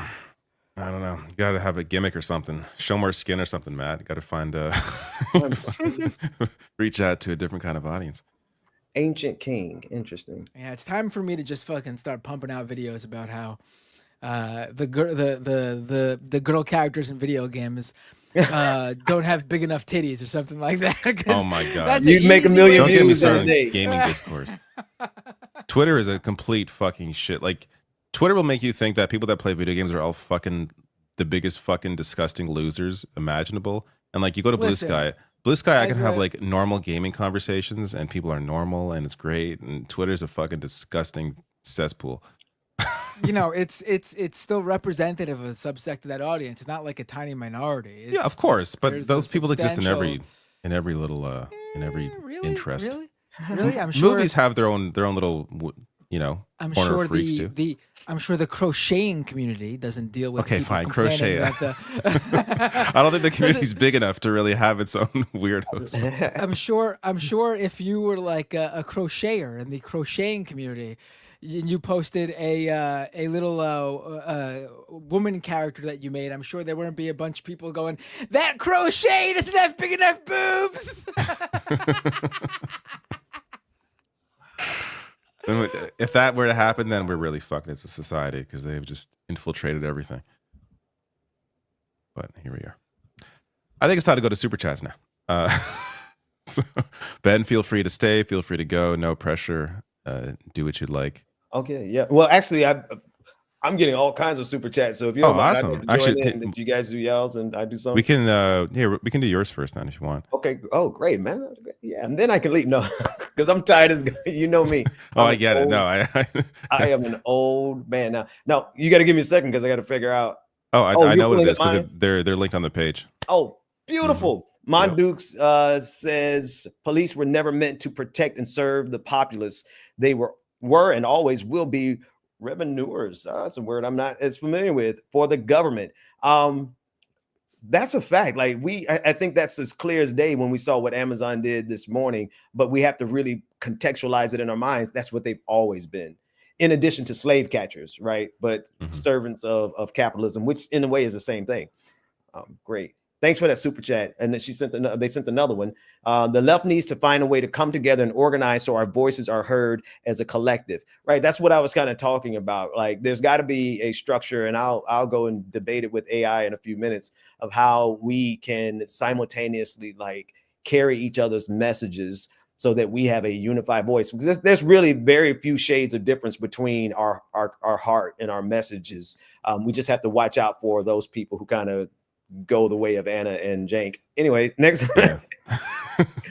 I knit you not. Could you discuss because hey, listen, I'm going to be talking about that tomorrow. Jank lied on me tonight. But anyway, could you discuss the effectiveness of mutual aid co-ops and guerrilla tactics like a new school Black Panther movement? Yeah, we've hinted at a little bit of that tonight. But I think, and for everybody, listen, this is not, I'm going to say something. I'm not promoting any of you to go become one of my patrons, but go to my Patreon page and download, it's free, the guidebook for surviving the great MAGA tribulation. It's there, it's free. You don't have to become a patron.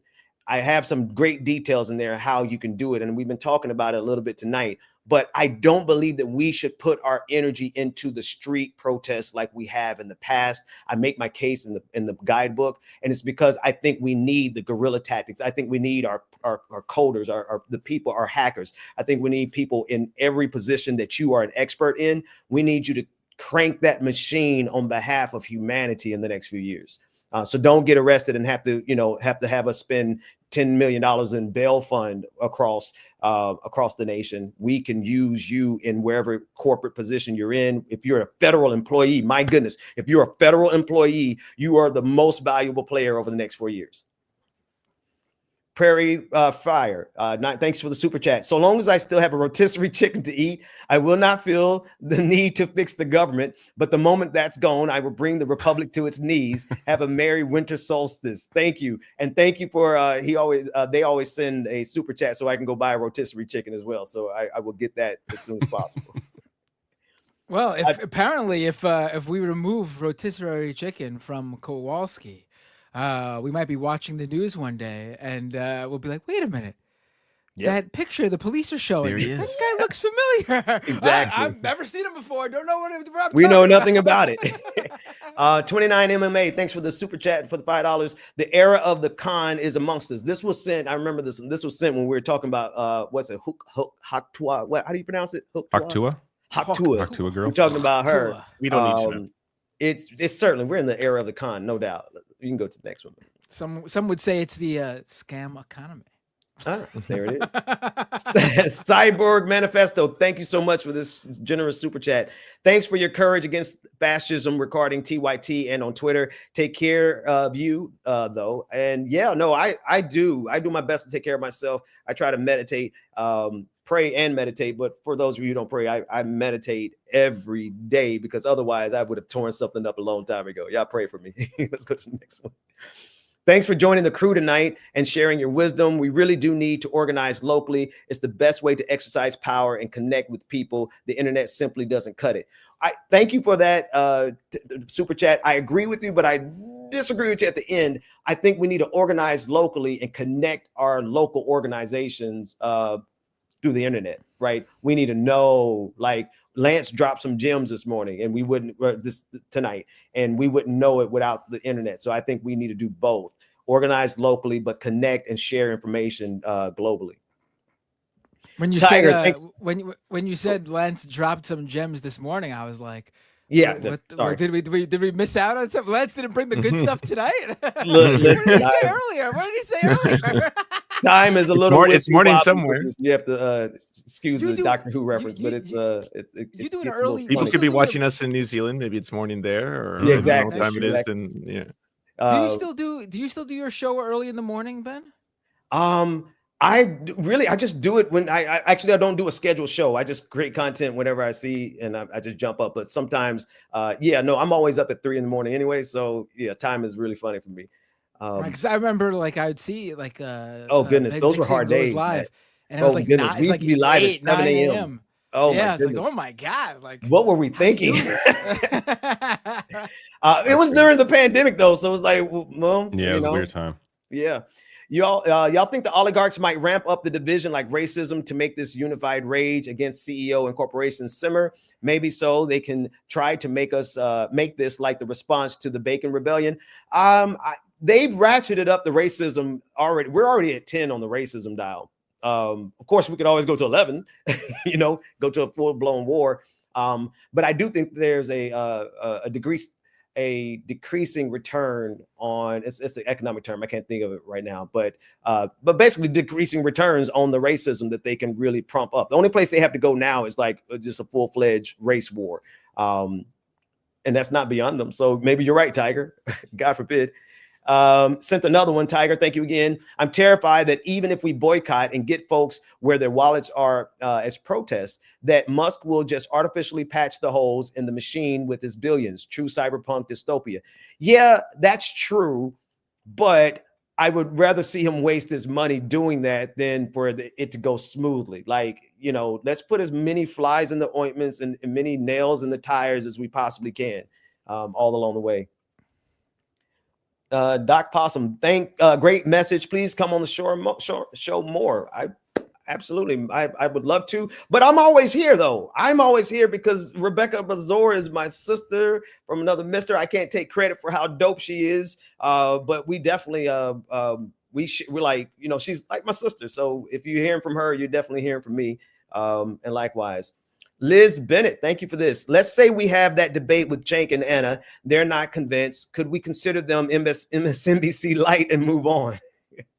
That's almost too nice at this point. They're more like Fox News, like on some topics, anyways. Just like... Yes, because MSNBC didn't cover the Venezuelan gang story the way Anna did. No, you didn't see Chris Hayes out there, but like these Venezuelan gangs, like exactly.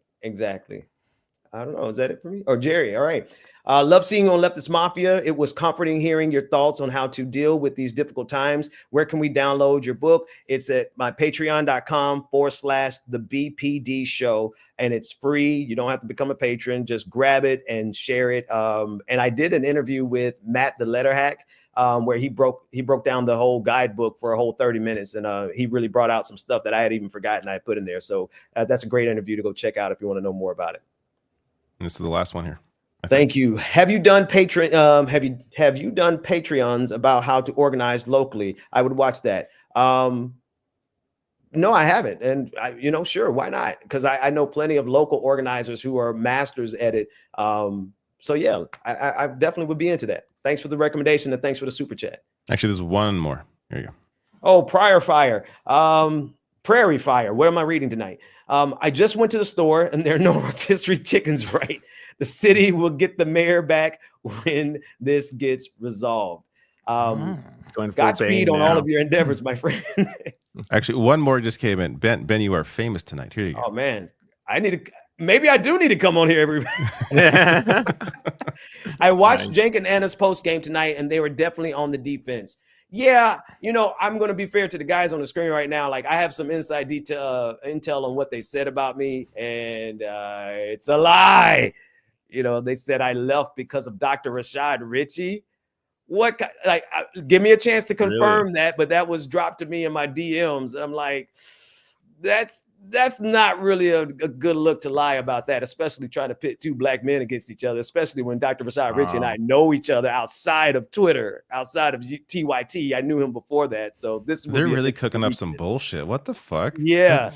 I left. If you want to know, I'll break the news here. I left because they were only paying me for the video work I did on Facebook and not on YouTube. But my best views were coming on YouTube, so they were making bank on me on YouTube. And I was like, the first week after that, I said, "Oh hell no!" And so their producer was like, "Are you not going to do this with us anymore?" And I'm like, "No.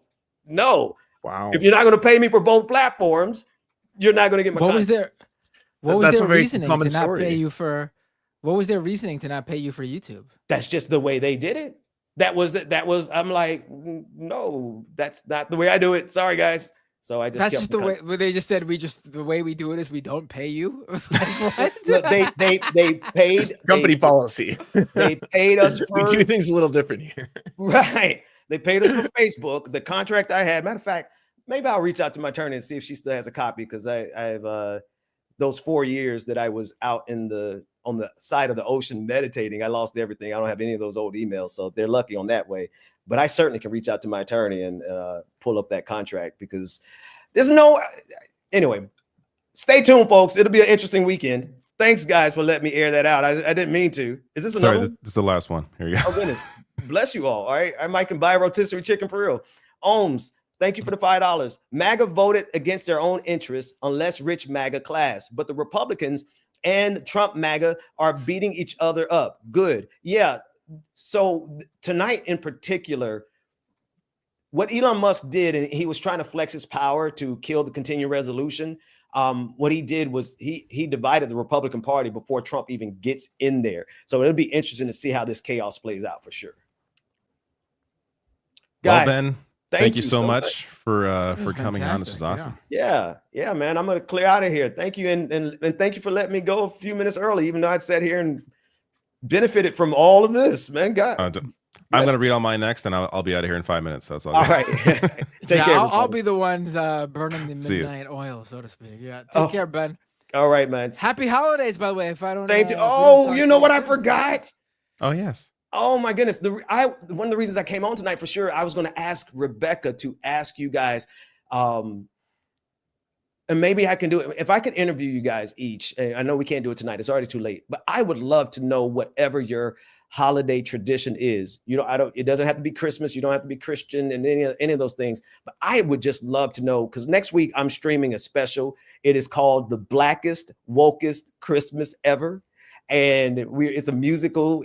We're streaming music and sharing stories, but I've got some great interviews with Emma Vigeland, Jesse Dolomore, the guys from the Vanguard, and they're telling me about their holiday traditions. And like, none of them are Christian, all of them are atheists, but their holiday traditions are so rich and so great. So maybe not tonight because we're out of time, but I'll hit you in the DMs and hopefully I can get on the line and interview each. Done. Makes sense. You can't have the blackest, wokest Christmas without Matt Binder, David Dole. Listen, you guys fall underneath the woke category. Okay, you are my woke, white, and racially ambiguous friends. Love you guys. I'll Talk take to you it. soon. Love you too. All right, bye. All right. I'm trying to think. I hope I have a good answer for Ben. I feel like I'm just like a typical, we just open presents on Christmas. Like, I don't know. Like, I don't have an interesting family. I just, I see my family every year. We've had some changing traditions over the years as like family members. We used to do go to my wife's family's, her extended family on Christmas Eve. And they had a tradition of staying up super late, having dinner at midnight, and then opening the presents. So you're talking like 15 to 20 people having dinner and then opening presents. By the time that was done, it was like 3, 4 a.m. and we wouldn't stay over. We would go home. No, fuck that. And then the kids grew up, and then the kids had kids, and people and then dissipated. Yeah, they made it and impossible. That was that. Yeah. I'd have to think what our tradition is now. I mean, our tradition is we go out for dinner on Christmas Day because no one in my family, on my side of the family, has anywhere large enough, lives anywhere large enough that can hold more than like maybe a half dozen people. So yeah, actually, but my one side, or my mom's side, they have to like rent out like a whole hall now. Like that's where we go. Just all pitch in on like a whole place to go, because no house can hold the family. Just too many people. All right. I guess that's a good problem to have. So Yeah. many people to celebrate Christmas with that you need to make accommodations, as opposed to everyone coming to my Christmas fits in my studio apartment and is currently also already living here. Me and my cat. That's right. All right. Yeah, I'm gonna read mine and then leave. I'm tired. I'll here. Well, this was already on screen, so I assume this is Matt. I assume this is yours, and then I'll jump to mine. Oh, that's for me. It's either yours or Bosun, Mike. Ton Bosun with a super chat. Oh, we got to read Mike's too. Fuck. If you don't have to, I'll feel bad. Ton Bosun, the super chat. Nat Adams has always been a camera whore from day one. Yeah. Mm-hmm. You know what? I'll go in order until I get tired, then I'll read the rest of mine.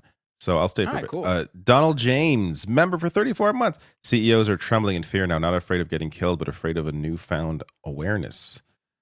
Definitely. Did we already? The awareness. Did we already read the one? Did we already read the one before that? Yeah, because it has a link on it. That means it was Ben's. Oh, got the chain. I don't see that. The link? What do you see? You don't see the little chain on the I see it now. image? I see it. Okay, I see it. Yeah. I see it. I never realized that. Very good. Oh yeah. If anyone comes in and links their account, that'll be. You know what we should It start should do it doing? for all. Like it should name each of them, so it'd be so much easier to know whose is who. Right. But But you know what? I've just realized we never do this, and it would make a lot more sense. As we read a super chat, we should unstar it. oh, you can do that. I'm assuming. Oh my there you go. god. We've never done that. Oh my god. This changes everything.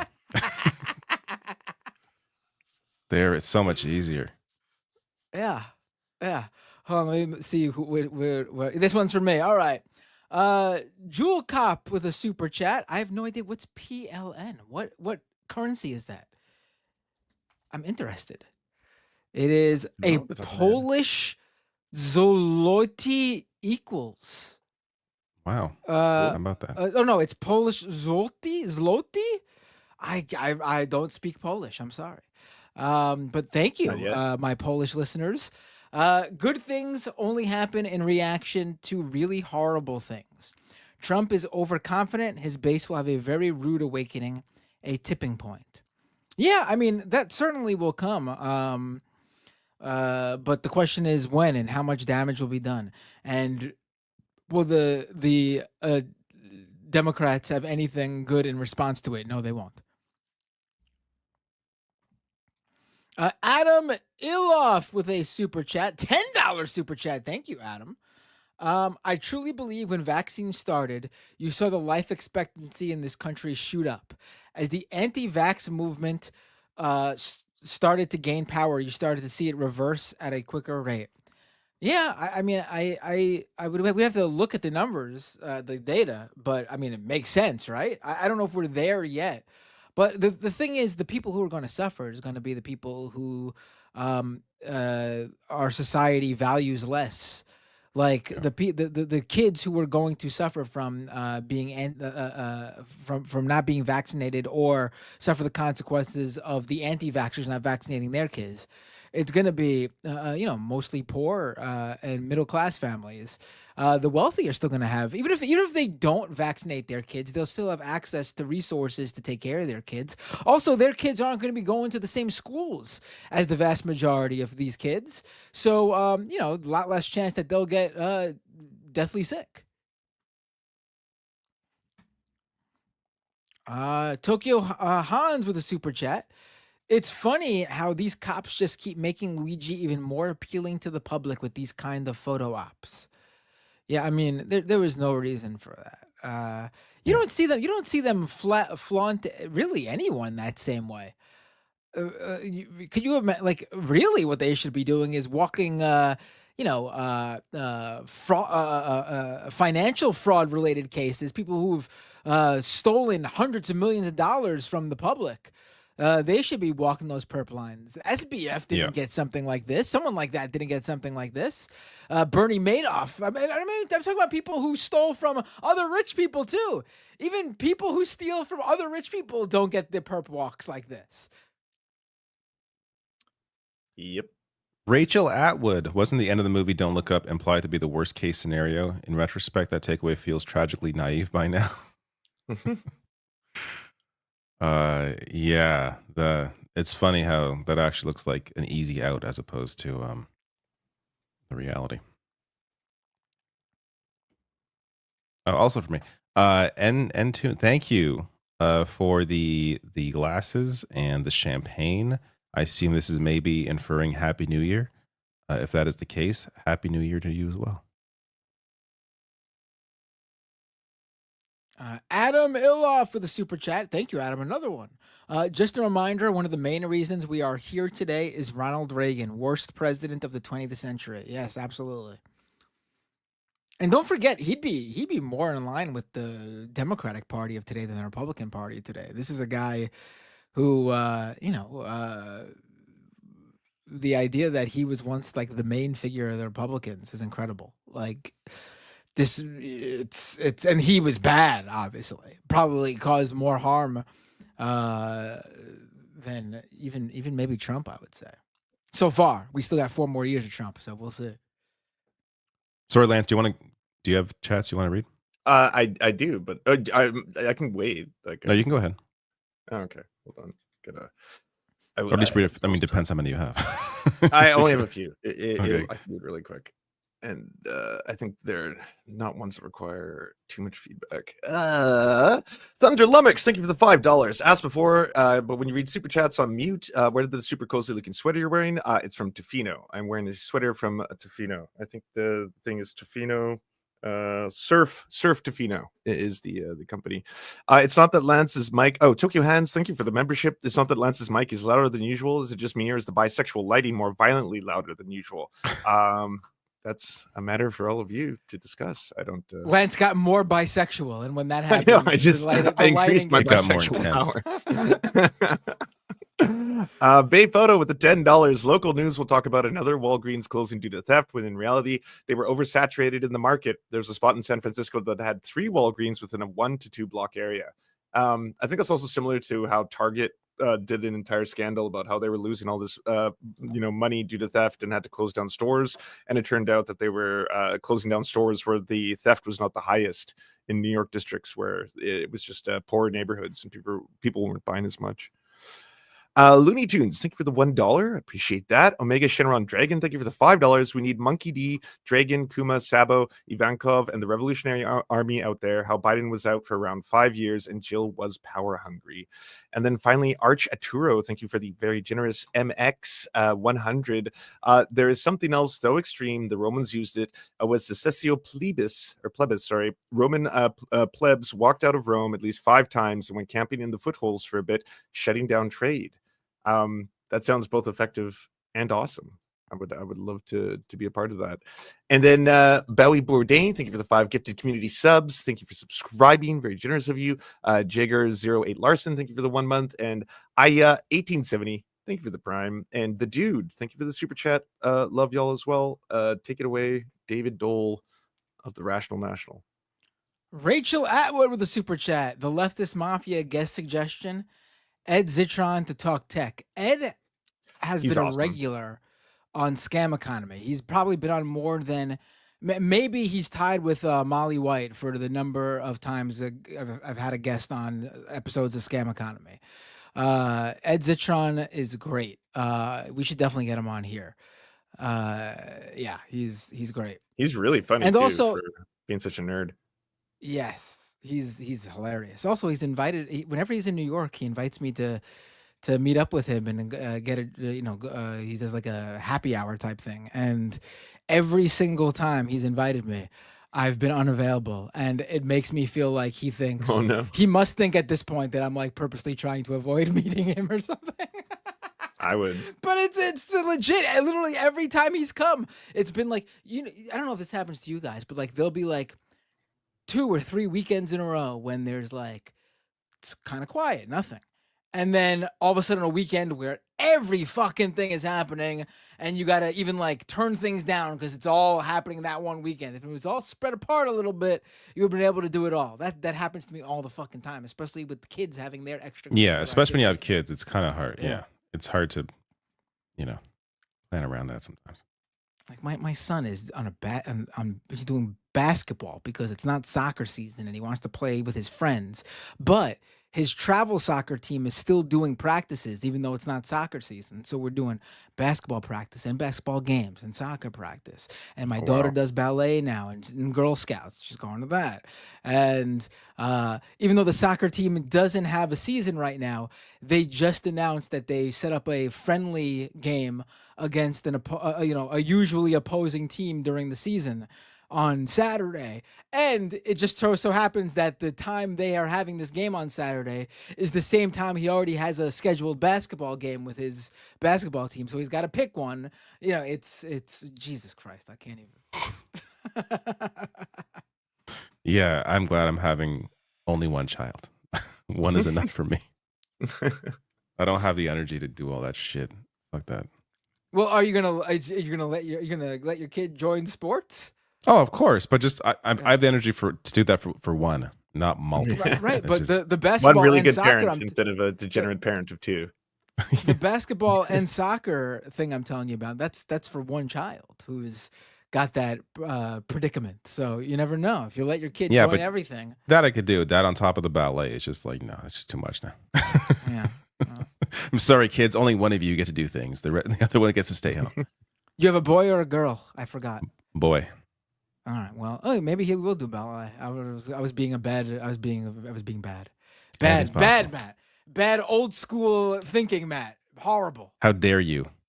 Because I was gonna say, you do the sports thing, but that's not true. Girls play sports. Oh, he's super into. I mean, he's very traditional male boy. Like he's just like really into sports, like cars, monster trucks, all that. It's funny because I wasn't into sports when I was my son's age. And I wasn't into sports when I was older than my son's age.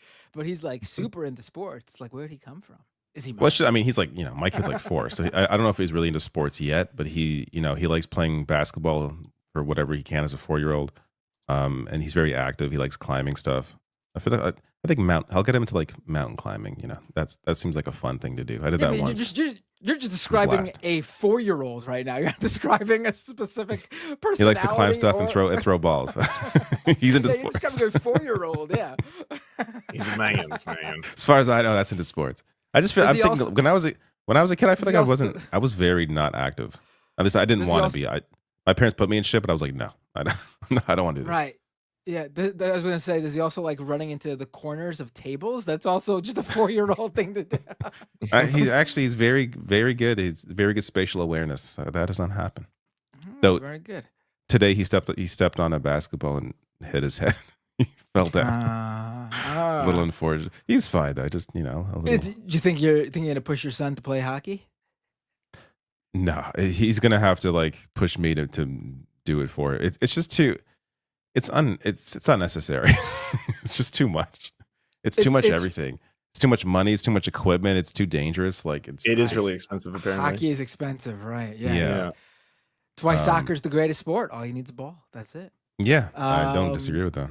Yeah, it's funny because I'm doing the thing that I only do with Mike because he's the only one who could put up with it. So I'm sorry. We'll be here all day with me. I'll just show. Yeah, I know. 15 minutes per super chat. I don't know who this is for, but I would have read it by now. Oh, let me see. Carrie Shaw with a $20 super chat. Thank you, Carrie. The closest white-collar propaganda movie you get is The Other Guys. Will Ferrell investigated police pension fund scam.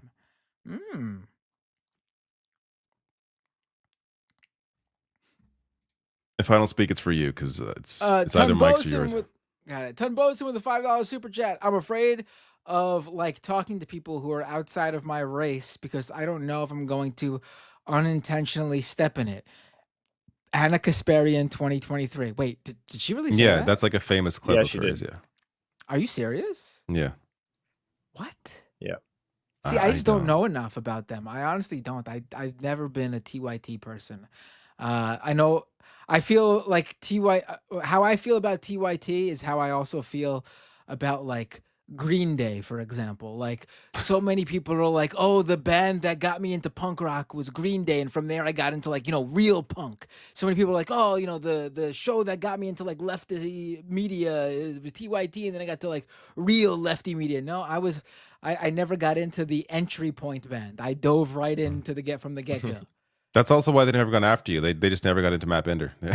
That's probably it. I mean, they probably don't know who I am, even though I directly worked with them for years as Sam Cedar's YouTube guy and had regular meetings, not regular, but like maybe like once every few months meetings with the TYT YouTube guy so that he could like help us like out with like when we were part of the TYT network.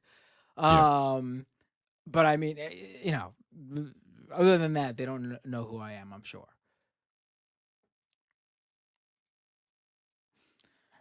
Looney Tunes 9000 with a super chat. Should doomed or scam economy ever return in July 2026? We'll be ready for the return.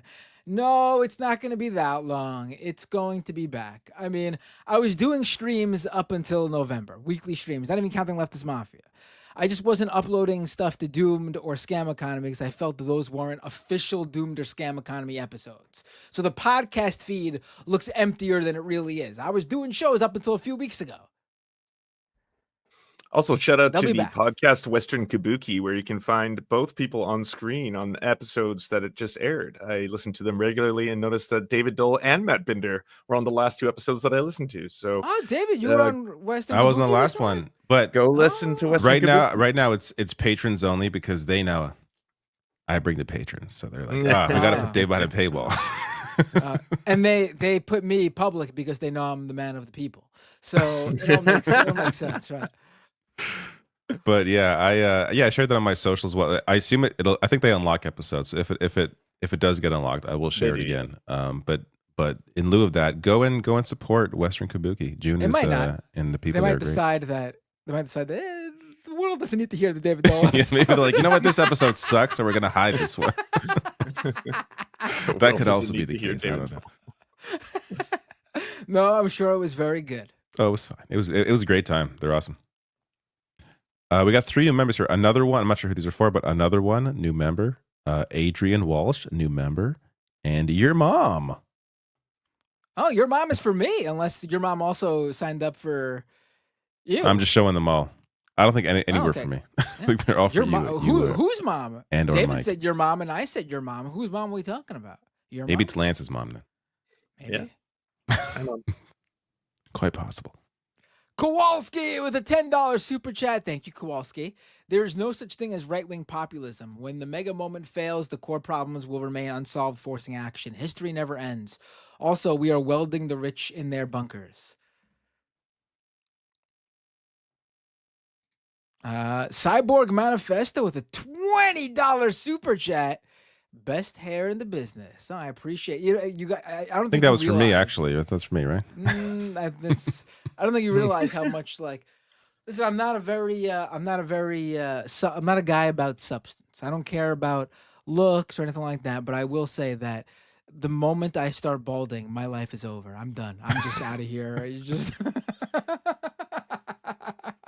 There's a lot of dudes who look great bald. I will say I'm not. It's so normal that I it wouldn't bother me. Then again, it's not in my, my dad isn't bald. Oh, both sides are actually. I think my grandfather on my mom's side was going bald. It comes through the mother. I should be fine. Yeah, I think I'm okay. Good. I got a little more than you. I'm a little bit, maybe a little bit. No, you have it too. Maybe that's just the natural hairline I have. I think it's more of a natural hairline, but I don't know. Yeah, it's been. I feel like when I had longer hair, too. When I had like during the pandemic, I felt like it was making me go like it was like receding my hairline because my hair was so heavy. I felt like it was like pulling my hair back. So like once I cut my hair, I felt like I was like I had like grown hair back because the hairline wasn't so obvious. This one is for me. Shy Lurker guy. Thank you for your Canadian $13.99. The Canadian dollar right now is in shambles. So thank you so much for that. Elon just took positive just took positive notice of Polyev on X. Given the Liberal Party collapse and NDP fecklessness, how close might Canada get to functionally becoming Trump's 51st state under sloganeering Polyev? That is one thing I just like morbid curiosity. I don't want to see it happen, but it seems likely that Polyev is going to become leader. I'm morbidly curious about the interaction between between Polyev and Trump. Like, what is that going to be? Because Polyev can't just give in to him. He has to seem like, he's his own person. But at the same time, if they are, simpatico, like I just want to see how he's going to weave that, like how that whole interaction, how that whole dynamic is going to work between the two, because it's a fine line he's going to have to walk. I'm proud to say British Columbia is polled as the province with the least desire to become the 51st state. So good job, BC. Wait, there's a poll on that? Yeah, the YouGov, or not YouGov, sorry, the those Twitter accounts Abacus? that always post polls. There's like an American one and there's a Canadian one. They repost basically big polls. They just posted one on each province and how much they would agree to become the 51st state. And I was shocked to see we beat Quebec, which is that's pretty funny. Wow. Yeah. I'm afraid to see where Ontario is in that list, considering people have just given it to Doug Ford at this point. But here we are. Omega with a super chat. Matt and Ben are right because they are likely too ready, but we might have to consider the most chaotic option to resist, unlike those we vote for.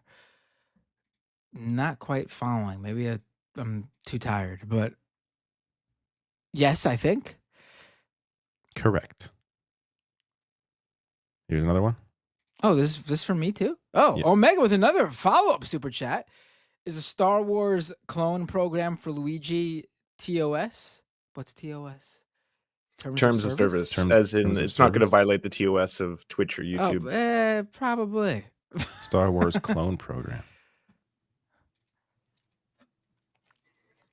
Troy Mosin with a $10 super chat. Thank you, Troy. 61 cases of bird flu in the U.S. in 2024, and RFK Jr. on his way in. Why do I hear REM? It's the end of the world as we know it right now, and I don't feel fine. Yeah, wouldn't it be something that like the COVID pandemic happened under Trump, got rid of Trump, had a president for 4 years later. Not going to say no pandemic, but no new pandemic. Trump comes back in. Immediately a new pandemic. Wouldn't that be something? That would be. I don't know enough about bird flu to know how like deadly or contagious it is. Are we talking like COVID level kind of thing here, or is it just going to be one of these things that die out? Because I feel like that. I swear every year we hear, oh, this flu or whatever, this person has this, and it really wasn't until COVID it was like, oh, this one's different. So I feel like this may just be one of the other ones that are not like COVID, but I don't want to speculate now because that gets too depressing. Reg X with a $10 super chat. Merry Christmas, happy holidays to you and the crew. Thanks for the year of news, discussion, and excellent guests. Here's to another year. I appreciate that. Thank you so much, and happy holidays and Merry Christmas and Happy New Year to you too, Reg X. And your family as well. Must be for you, David. Might be for Mike. Oh, wow. Much love to you guys and Pastor Dixon for staying. Sorry, Jason P, $20 super chat. Much love to you guys and Pastor Dixon for staying firmly on your square and not pushing the grift button like Klana Gasparian. Watched the clickbaity video analyzing her black conservative friend, and it effing pissed me off. Wait, what? What? I don't even know about this one. Watch the clickbaity video analyzing her black conservative friend. What did she I don't do? want. There's some rabbit holes I don't need to get down. That sounds bizarre, to say the least. I am not aware of that one. Where am I? Kowalski 999. Thank you. Says David, I think it is safe to say the Democrats lost the election when Biden feebly pulled out of Afghanistan. Trump would have busted deep into Afghanistan like a man for years. Merry Christmas. Merry Christmas to you as well, Kowalski. Adam Ilyoff with another super chat. Thank you again, Adam. Nancy Pelosi is literally so old, she still looks at boomers as the young up-and-comers. She's literally part of the silent generation. Right. She is older than a boomer, isn't she? Christ.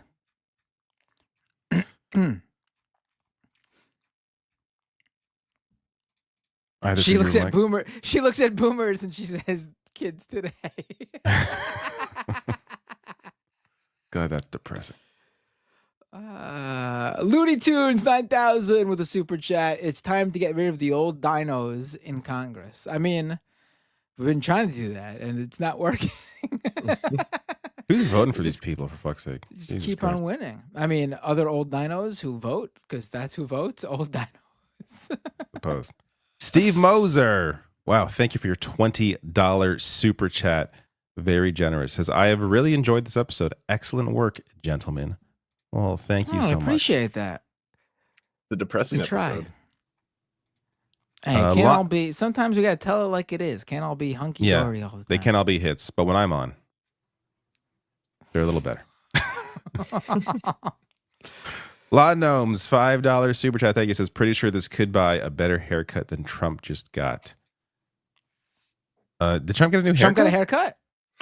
I almost want to push back on this one because I think it's the first time it didn't look ridiculous. He just came out at a golf course and it looked like he had a military cut or something, but I think it was just the hat. He was just wearing a hat that did it, and I was like, Trump's I normally got a military cut. I normally got a buzz agree cut? that Trump's hair Oh, I looks gotta see ridiculous, this. but the hat made it look better than normal. Trump got a haircut? I think it was just the hat. He was just his hair was squished in a hat, and he came off the golf game or something. And Here, I can his hair share it. looked It's different. just It was just hat hair. yeah, I think it's just hat hair. I think you're right.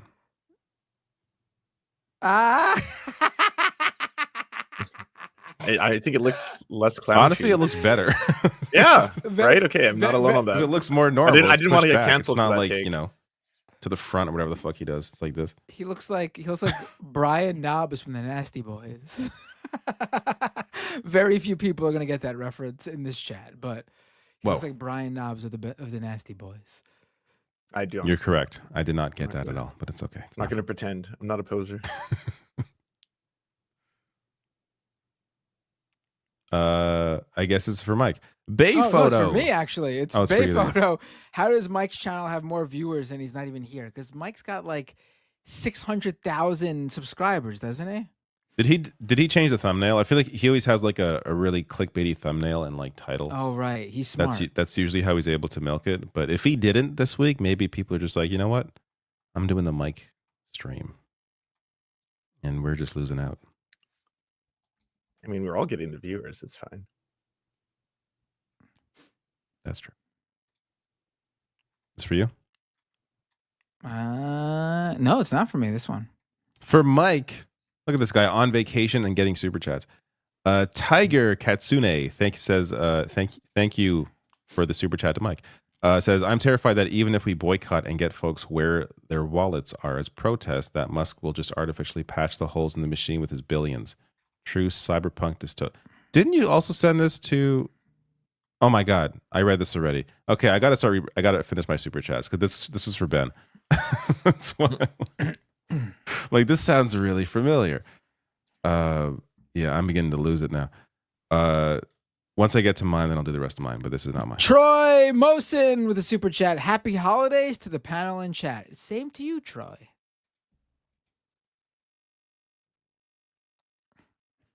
Not for me.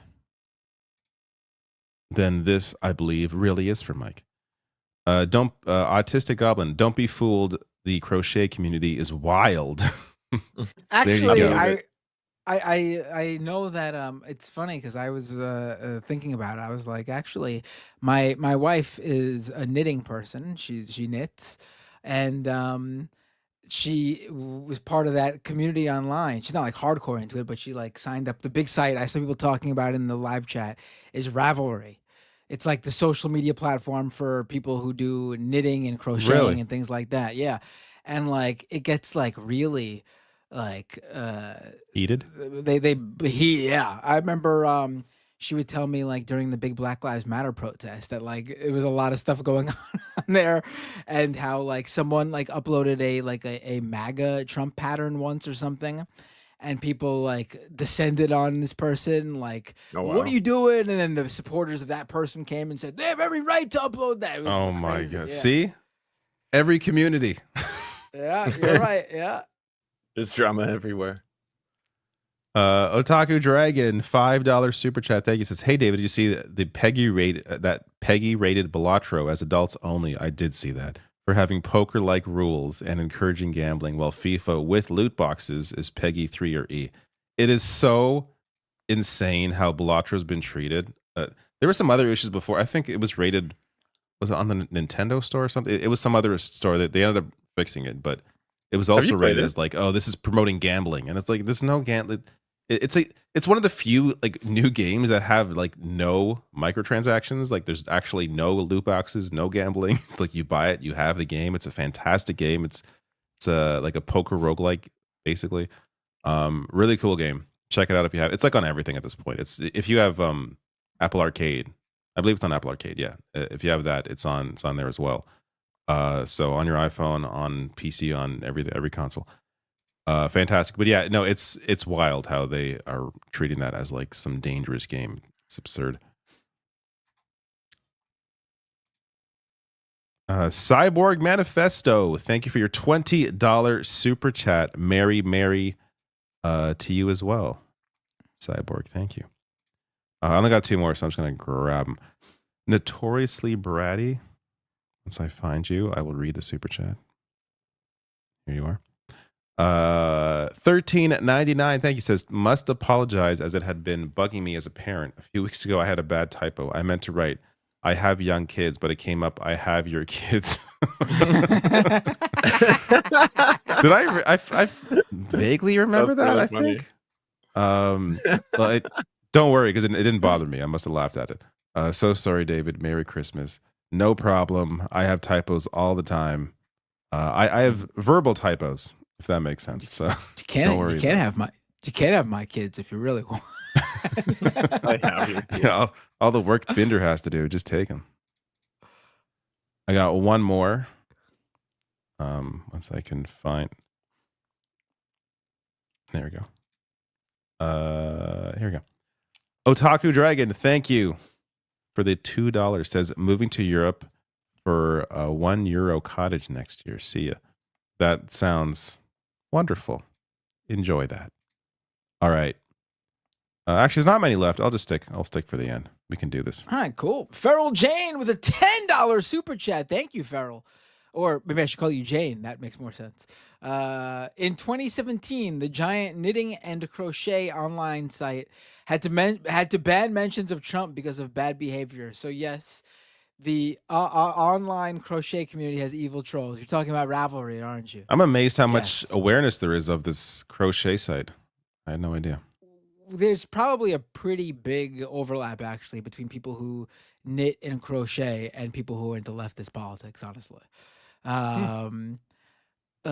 Tiger Katsune with a super chat, thinking of starting a Christmas tradition with my family that my wife, son, and I beat one video game start to finish.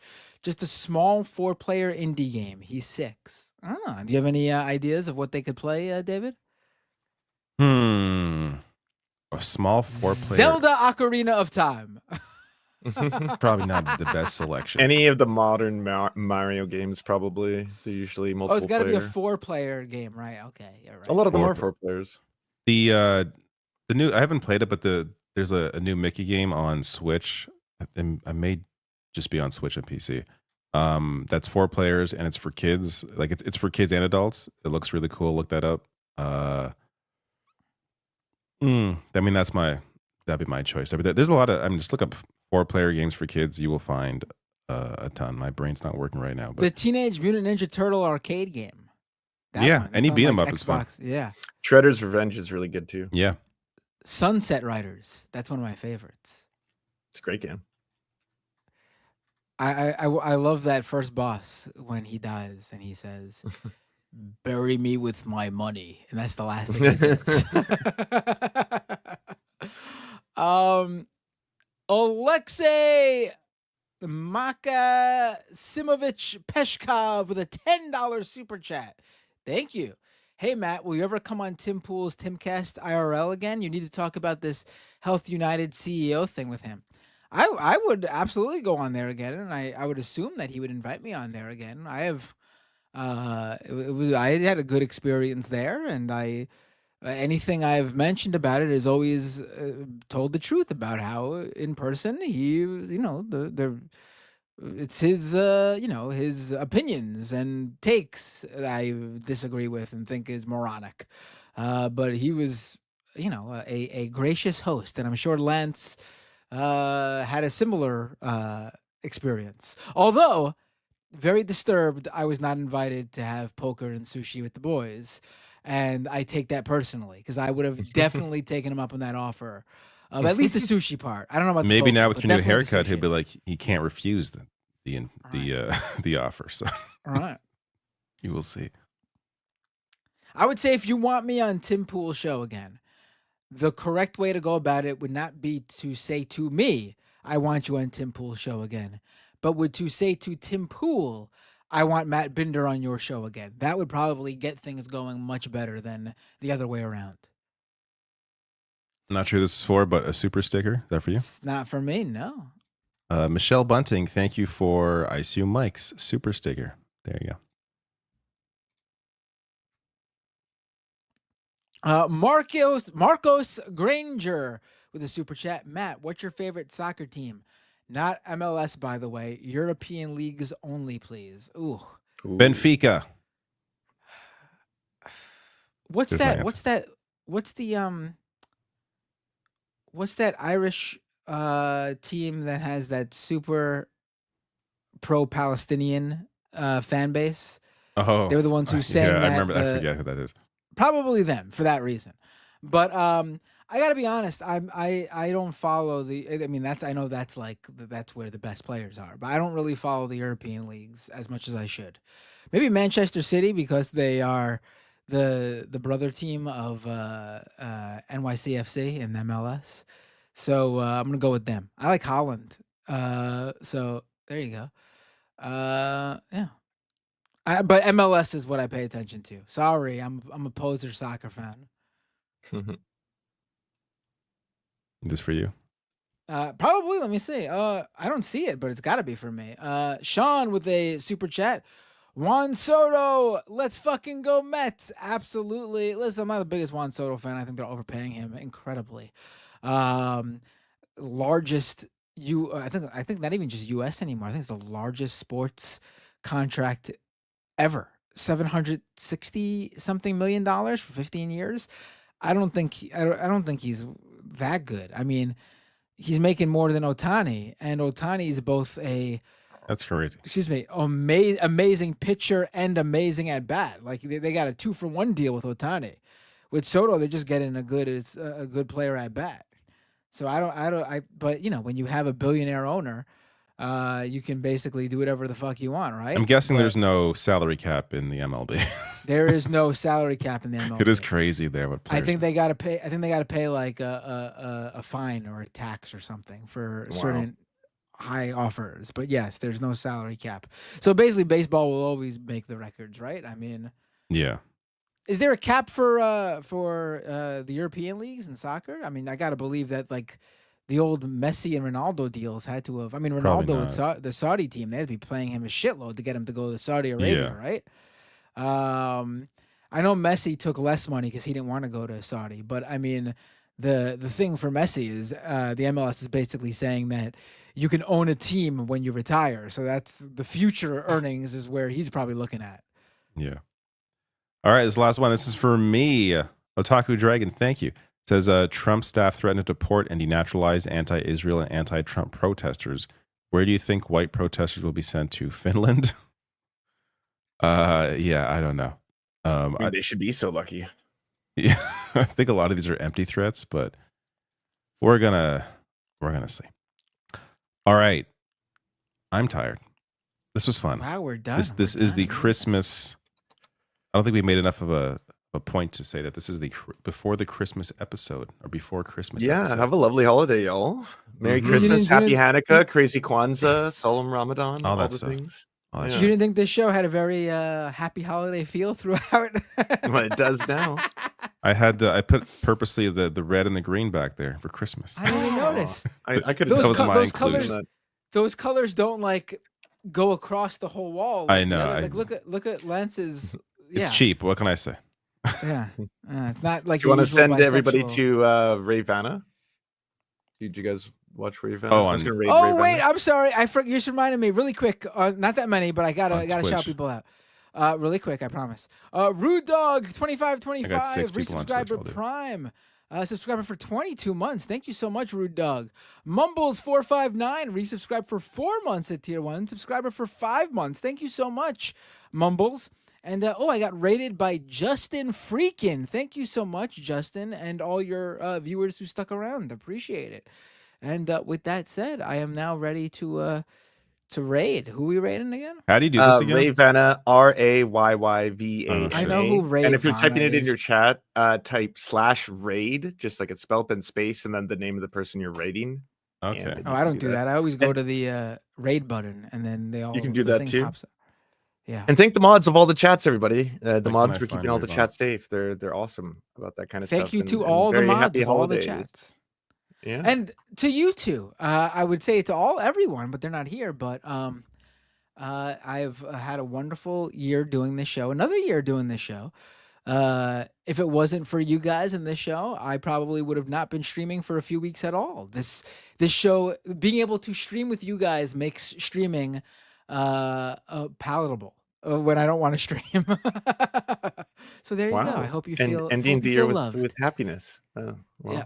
love For you the too. following weeks, I will say I don't know if I'm going to do a stream next week because it's going to be the day after Christmas, and I'm not sure what we're doing with the kids yet. If possible, I will stream next week for Leftist Mafia with whoever. I know David and Lance won't be here. I know Mike not won't gonna be be. here. I know Rebecca won't be here. Maybe Ariana will be here, but I'm not sure if I'm going to, which means Ariana probably won't either. But I'm not sure if I'm going to do next week. But I will do January 2nd, my the following camera week. And I don't, just David, like- will you be here for that one, January 2nd? Probably. I'm All not right, sure. so we'll I'm have honestly, I honestly don't know what I'm doing.